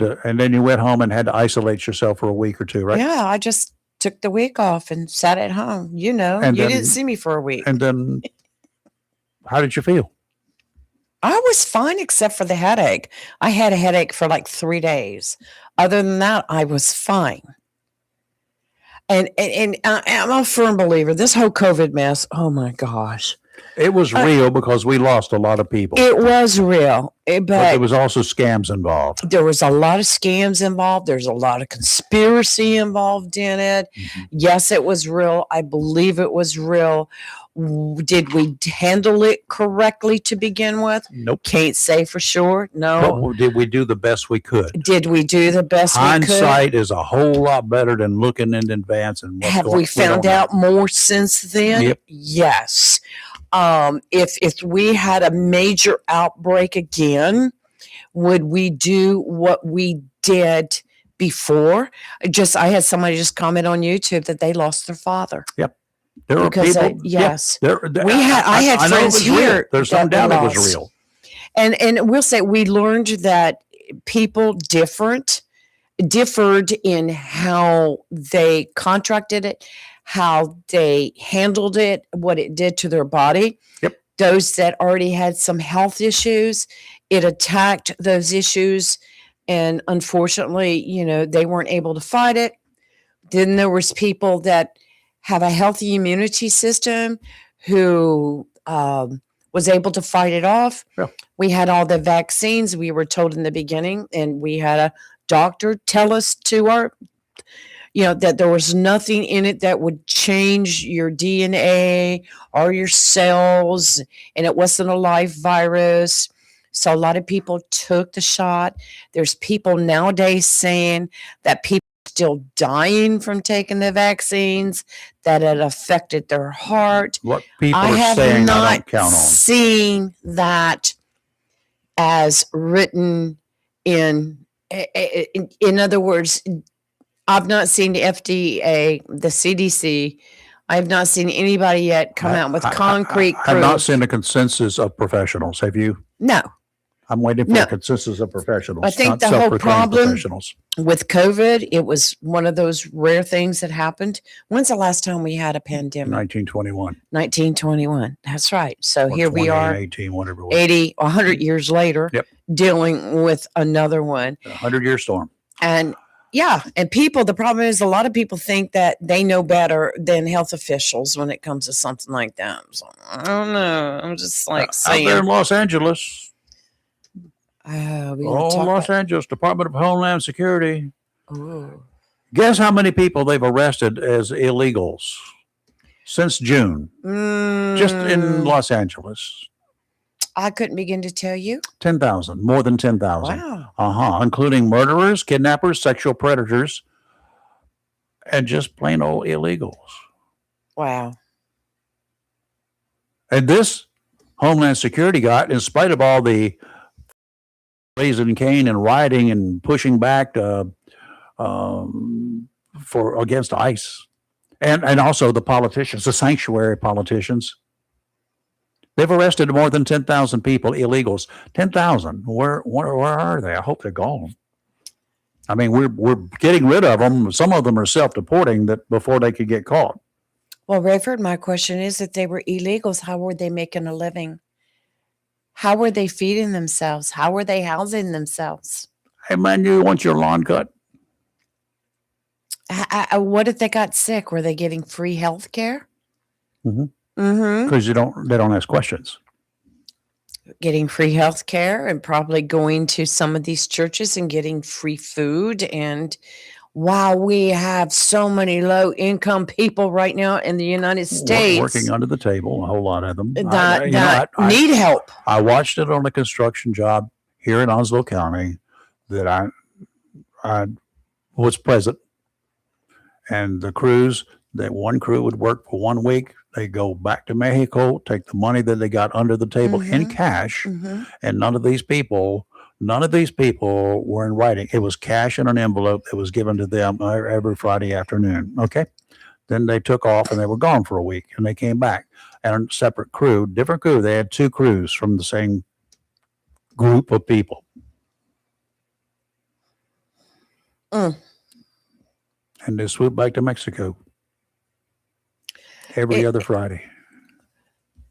You know, one thing that I will say about the current administration is that they've uncovered so much fraud, abuse, and waste. It's been there. It's been seen. It's It's been been reported, ignored. and it's been ignored, swept under the rug, ignoring Excuse it. It's like, wonder what Los Angeles is doing without those 10,000 people working in. I wonder how many people lost their home help, shall we say, gardeners or whatever, their lawnmowers, their domestic help. Wonder how many. You do know that a number of politicians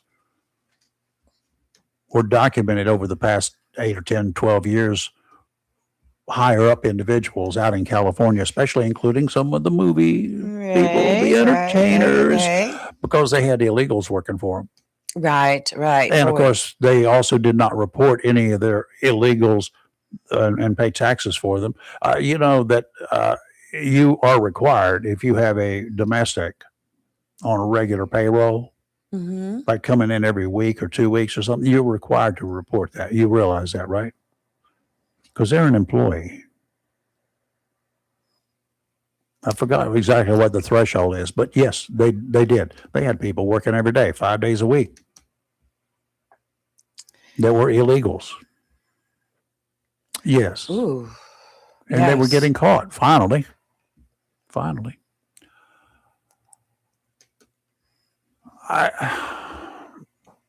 We depend upon certain organizations to do the dirty work that we don't want to admit has happened.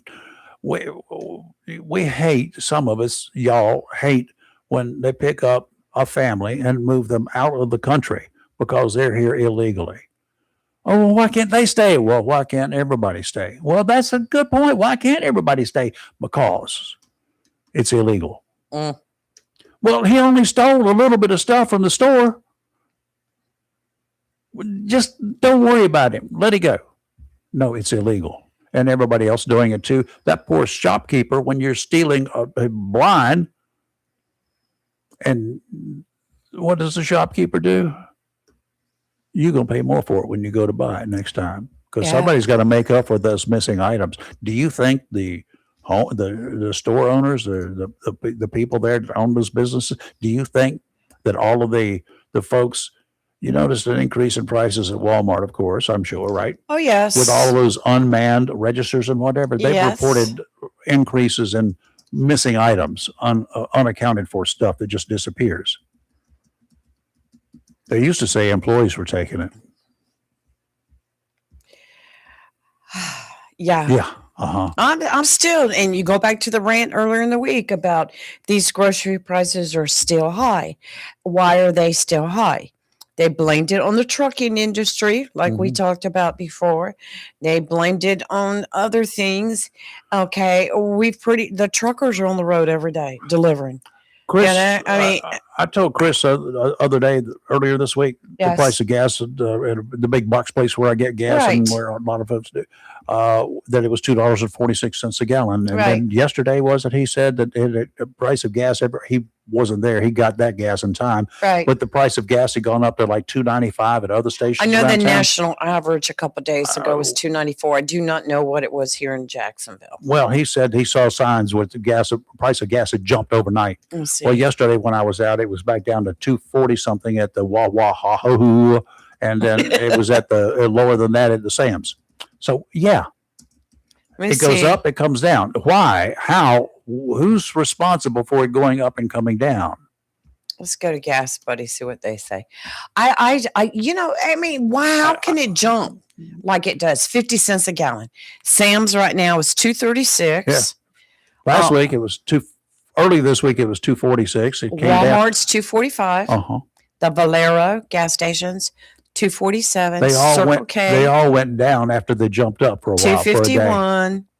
256. That's Circle K. Wismart 259. Mhm. Murphy Express 263. So right now the cheapest place is, let me see, Sam's Club. Yep. 236. And that was 11 hours ago.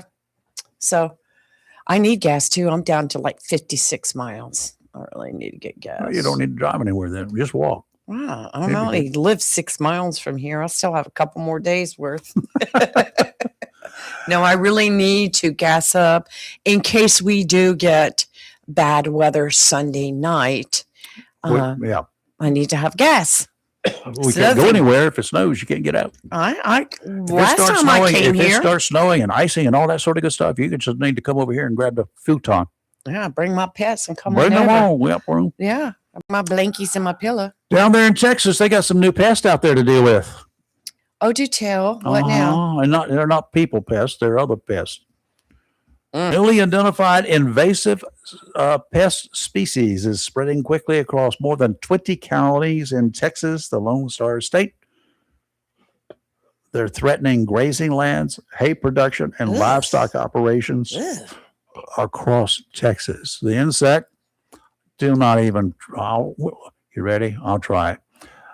Helicococcus somerville, known as pasture mealybug. That's what we call it. Pasture mealybug has never been Okay. reported in North America. It has now. Texas Agriculture Commissioner Sid Miller said the pest is already causing visible damage in multiple locations. Okay, you get Ew. into the pastures, you eat the food. What do the cows eat? You got to buy food, not just from the pasture. You're going to have to go spend money to feed your cows. What's going to happen to the price of the cow when you sell it? You got to get more money for it to offset the cost of the extra food that you had to pay for, right? What happens when when the price of the beef goes up, when your price of your cow goes up, the price of the steak goes up that we're going to be buying and eating. It can't go up any more than what it is Yeah, now. they can. Now they've got this invasion of the Grazing pasture bug. mealybug. Ugh. If the pasture mealybug spreads across Texas grazing lands like it has in eastern Australia, it could cost Texas agriculture dearly in lost productivity and reduce livestock capacity. And what he's not saying is our prices will continue to go up. Forget about beef hot dogs. You're going to have to get the scrapings from the floor.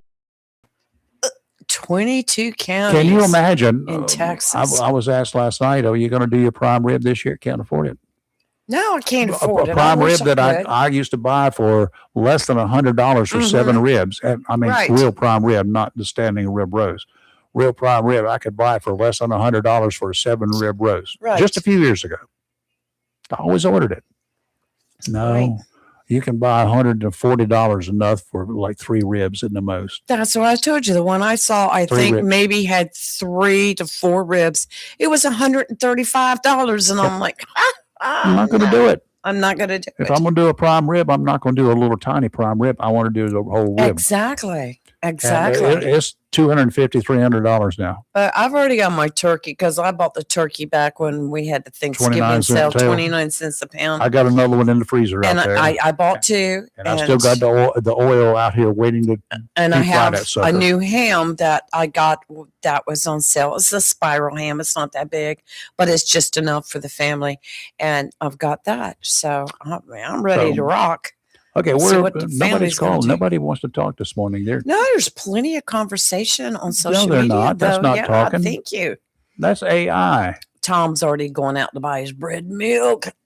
He's getting ready. You Gotta can make get some the- snow cream if you want to. Gotta go get the milk. Anybody made snow cream? Snow cream? Used to many years ago. How do you make it?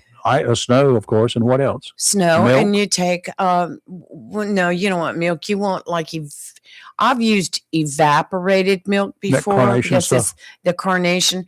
Or you can go out there and get the real creamer, the cream in the can. Yes, It's $5. pure sugar. You can make it for pennies. You know how they make it? They take 2 cups of sugar, add a cup of water, boil that until it becomes clear liquid, add 2 packs of powdered milk to it, stir it up, and Powdered milk. you've got that's how they make those creamers that you find in the can that are real thick. I don't. That's do how it's those. made. You would never know. You would never know. You would never know what goes in sausage either if I didn't tell you. Oh, would you quit with this? Are you trying to ruin breakfast for me? Bird flu cases on the rise as Whoa. illness confirmed at a Georgia commercial poultry farm. Did you? Bird flu at a poultry farm where we get our chicken. I'm glad I got my Eggs going turkey up. already. Bird flu cases coming up, getting big, more and more and more and more and more. A Georgia chicken producer is working to stop the spread of the highly pathogenic avian influenza, bird flu, more commonly known as bird flu, after becoming the 3rd commercial operation in Georgia alone to test positive this year. The Gordon County producer noticed signs of illness on Wednesday. How do you tell if a bird has got the flu? Because he He's can't fly away. Laid out anymore? on his back with his little claw guns up there, like, feel good. I got a headache. Oh, no. Yeah, right. Well, you talk about the bird flu, but the regular flu is on the rise right now in the United States. We've lost 3 in North Carolina last week. I don't know. Right, And that's right. we've lost 9 so far this season. Last year we lost over 500. Got your flu shot yet? Well, Colorado and Louisiana are in the high flu category right now, but they're saying nationwide there's been a 5% week over week increase in positive flu test. And North Carolina, North Carolina's like got you said, more, but it's also got people dying. Yes, Okay? yes. Flu kills. It Flu does. kills. Just like pneumonia. Pneumonia can kill too. 140,000 broiler chickens in that Georgia poultry plant. Ugh. They're no longer with us. How long will eggs last in the refrigerator? Tom, how long will eggs last in the refrigerator? Well, why do You in the buy from the refrigerator? store. Oh, buy them from the store? Did you I buy don't it from know. the store? It Now, if depends. they're farm fresh and you don't put them in the refrigerator, but how long will store-bought eggs last in the refrigerator? Don't know. Somebody knows. Well, somebody tell me. I'll look it up. Because eggs are going to go up.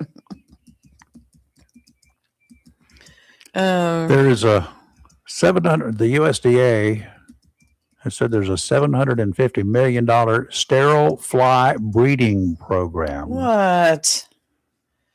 They got to make flies sterile I just to 3 to 5 protect the weeks. cattle from Mexican flesh-eating maggots. We got some Mexican flesh-eating maggots that eat cows. So who is providing that? For at least, this is the FDA. For at least the next 2 weeks, state officials say all commercial operations within a 6.2 mile radius in Georgia are under quarantine and will undergo surveillance testing. The poultry is Georgia's #1 industry. I didn't know Wow. that. Oh, my goodness gracious. My God. Well, there goes that chicken dinner. Eggs will last 3 to 5 weeks in the refrigerator after the purchase date if stored properly. To ensure their freshness, keep them in their original carton on the middle or top shelf away from the door where temperatures can fluctuate. Okay. Oh, gosh. Well, I can honestly say I've never had a problem with eggs going bad. I don't generally have them there that long enough. So, but it says always check for signs of spoilage, such as a rancid smell or if the egg floats in water, which indicates it may not be safe to eat. A lot of people are saying that the float test is the way to tell. And I've seen professional chefs, I watch a lot of them, they say don't use that test. It's not reliable. So Look, if the egg doesn't look good, it doesn't smell good, just don't eat it. Well, yeah. Don't eat it. Oh. But I'm going to make some with my sausage this morning. Maybe it will offset the nasty from the sausage, right?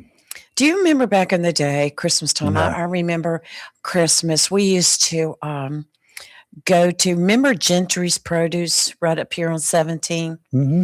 We used to go up there every Christmas and buy the big boxes of juicy apples or other fruits. And then that's what we used to give to other businesses that we did business with. We used to give them that for Christmas. And do you remember you could go to Community Meat Center here on Piney Game Road and buy a thing of sausage, sausage links, or the regular sausage all wrapped up and give those as Christmas There were presents? a lot of companies, including my dad's company. They had about 30 or 40 people. Right. And you know what they gave them every Christmas? A ham. See, that's nice. They ordered Yes. Smithfield hams. Yes. And from the Piggly Wiggly, in fact. Right. And they'd order 40 of them, and everybody got a ham. I have a neighbor down the street from me that every year, Christmas time, he brings me a spiral ham. He gives out hams to his friends and neighbors. What a How great about the thing. sweet, those fruitcakes? Remember the fruitcakes? Oh my that gosh, people do got? people still even consider giving those as gifts? Yeah, if you need a boat anchor. I'll drop one on your foot, it'll break your toe. My dad loved fruitcakes. Really? And then what was that? There was one that my grandmother used to make. It wasn't called a fruitcake. It was something else. It was something and a yada, yada, yada cake. It was like a fruitcake, Right. but had different other stuff. It wasn't just Right. fruitcake. What the Sam Hill was that thing called? I don't know. Somebody I you old guess- people out there know, Fruit if you can cakes. remember. Like, Do I people can't. still give fruitcakes? I haven't yet. What was it? Claxton fruitcakes. They used to advertise big time about this time of year. Buy a fruitcake. It'll last you till I next thought that Christmas. was the Easter Bunny. You can get a fruitcake, and if you don't eat it this year, you can wait and save it. Eat it a couple years from now. Yeah, it's good. It'll be good forever. Well, All right, here we that go. would be good to put in your bomb shelter. Somebody's got. Yeah, that's a meal ready to eat forever. Right. Okay, right. you got an answer. Claxton, You're you're gonna right. help me. Good morning. Good morning. How are you? I'm good. How are you? I knew Jennifer would know what the answer to my question is. Honey, I didn't even hear what's the question. Okay. My button wouldn't work on my phone when I always go to the Rayford Brown show and then just hit the call now. Oh, okay. And it wouldn't do it. And I was like, well, Oh, crap. good. So Sure. I was trying to find the You know phone what? number. You know what I thought she said? What? I thought she said my butt wouldn't work. It was button wouldn't No, work. the button. Gotcha. God help us, Jennifer. What was the question? Oh, the question is: there's a fruit cake, but there is another cake that's similar to a fruit cake that my grandmother used to make, and that was less worse than fruit cakes. What the Sam Hill was that called? Mom made a raisin and nut cake. That's part of it, but there was it was like a raisin and nut cake. I don't. Oh. Anyway, I don't know. it wasn't as I know. fruity as a fruit cake. Right, Mom Always made heavy. one, and then of course Terry's mama made it, and it was golden raisins and the nuts and all that. It didn't have any fruit in it. How It about was the just rum? other than the raisins, yeah. Rum. But I was calling in earlier. Y'all were talking about dating or marrying somebody of the opposite party. There you go. And, I do not ever remember, which has been many, many years ago when Terry and I dated, but I don't ever remember it coming up in conversation. It did not matter to me. It never occurred to me to say, oh, before we go any further, I'm a registered independent. What party are you? Oh. It never came up. I think that's just, that's what's wrong is people are not adult enough to be able to have adult conversations and be able to say, well, you do you, boo. If, this is how I feel, that's how you feel, but that's not going to change how we feel about each other. That's just, I don't know. I think that's bizarre. And then I was going to report that gas is $2.39 here. It has been Nice. $2.39 Nice. has not fluctuated a bit. It's Great. Well, you been drive on down. $2.39 for months. You drive on down here. Sam's got it for $2.35. So if you hurry up, you can get it for $2.35. Well, on I can use my Food City card and I can get 15 cents off of that $2.39. So, Oh and Lord! then if I have 2 gas visits on Wednesdays, I can use them both and get 30 cents off. Yeah. So I'd be able That's to- why, Really? that's why I stick with the Yeah.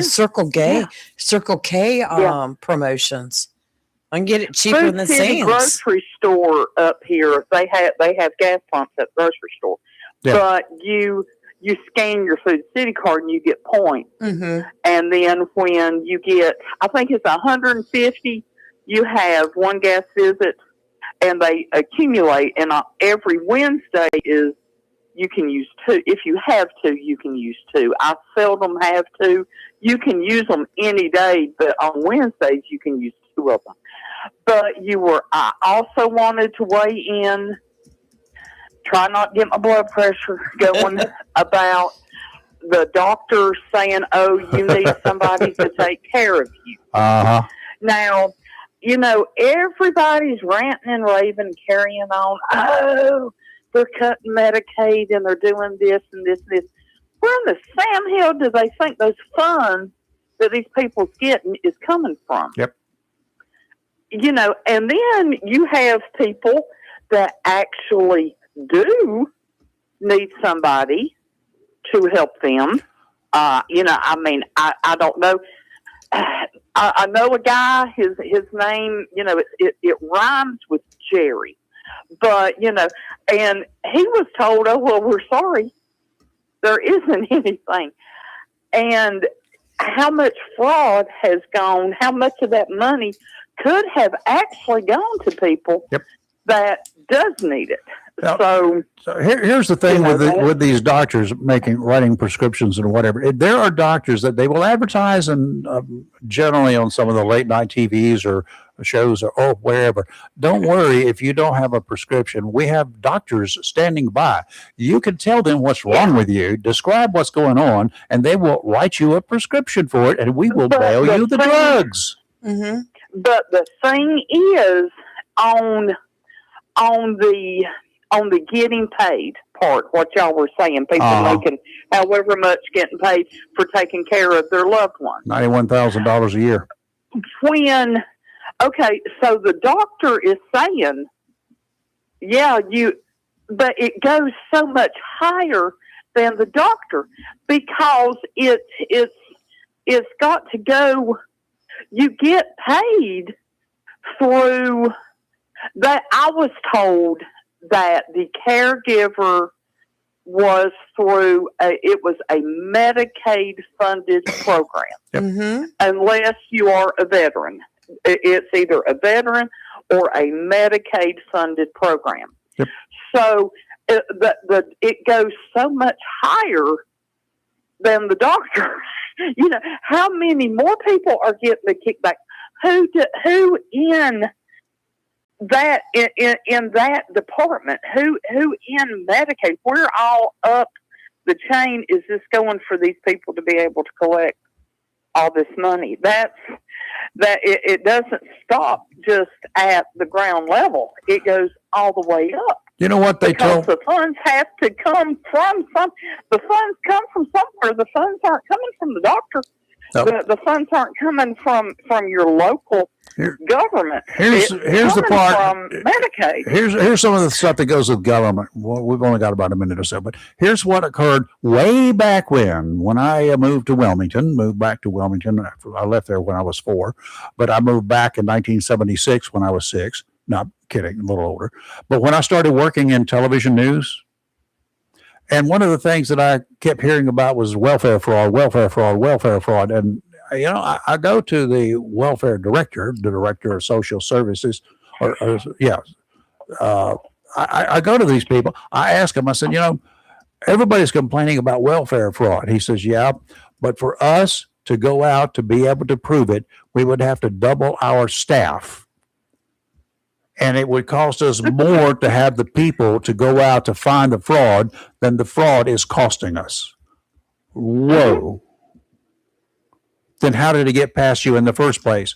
Well, they Right. told us, but we don't have the people to go out there to investigate, to verify they have a continuing need. They just say they do. Do you remember the big Medicaid fraud case that they busted here in North Carolina in July? Mm-hmm. That was where it involved 5 individuals and 1 company, part of a nationwide effort to combat healthcare fraud. They were arrested. The charges include Medicaid kickbacks for substance abuse services and false billing for durable medical equipment under Medicare. The investigation resulted over $25 million in Medicaid payments and more than $39 million in improper Medicare payments. I'm telling you, I It's too have easy. talked to people directly Too to easy. my face Mhm. that have told me, well, you mean you don't get paid Yep.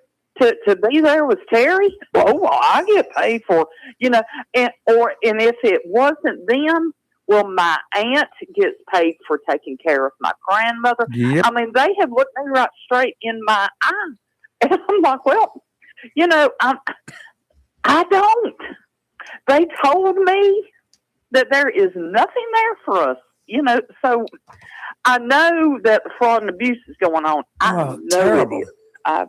No, it's there. But It's there. anywho, But Mhm. finding them and y'all have a great day. You I'm too. just going to stay here and look at this pretty snow yeah, that we got All right. this morning. keep it.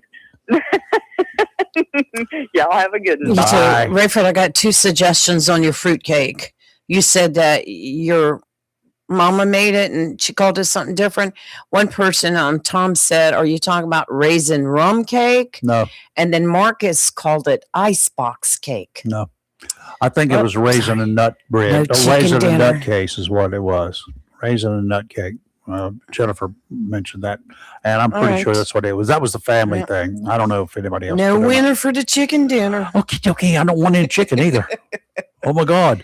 All right. Bird flu in Georgia. What? Bird flu in Georgia. Avian flu in Georgia. They got that. Several of the companies are shut down until they get inspected and get a clearance. Oh, there goes the chicken dinners. Okay, y'all. No. Sorry. I'm going dove hunting. I'm going home. And get dove I have hunting to and go to the fishing. sheriff's office later. Dove hunting, fishing, and go find me a couple of Bambis. Okay, Rayford, you just saying all that to annoy me. That's all. You're live and local, real talk. You guys be careful this weekend, Sunday Yes, night be especially. careful. If you've got to be on the road on Mondays, just be sure your vehicle is fully Right. gassed and that you have some, you take care of it. And for the weekend, beginning Sunday, your critters, don't Please leave bring them them outside, in. bring them inside. Please bring them in. I know they want to get outside and romp a little bit. That's okay. Yes. Kitties, same thing. If it gets cold, Mhm. watch their fingers. They don't let you know when their toes are about to fall off. Mhm. Okay. And your plants, if you've got any plants that you want to have continue to live, Cover wrap them up, cover them up, bring them Bring 'em in. inside, do whatever you got to do. It's gonna We'll be a see you hard Monday morning. freeze. Who do we have? Anybody? We don't know. Not out of yet. Whoa. But next week, I'm anticipating it's going to be a busy week. So I want our Didn't I want our say. first political person to be our girl. Oh, Whitney. Yes. I'll reach out to her I this certainly weekend. do. Yes. Okay. All right. Bye. Bye.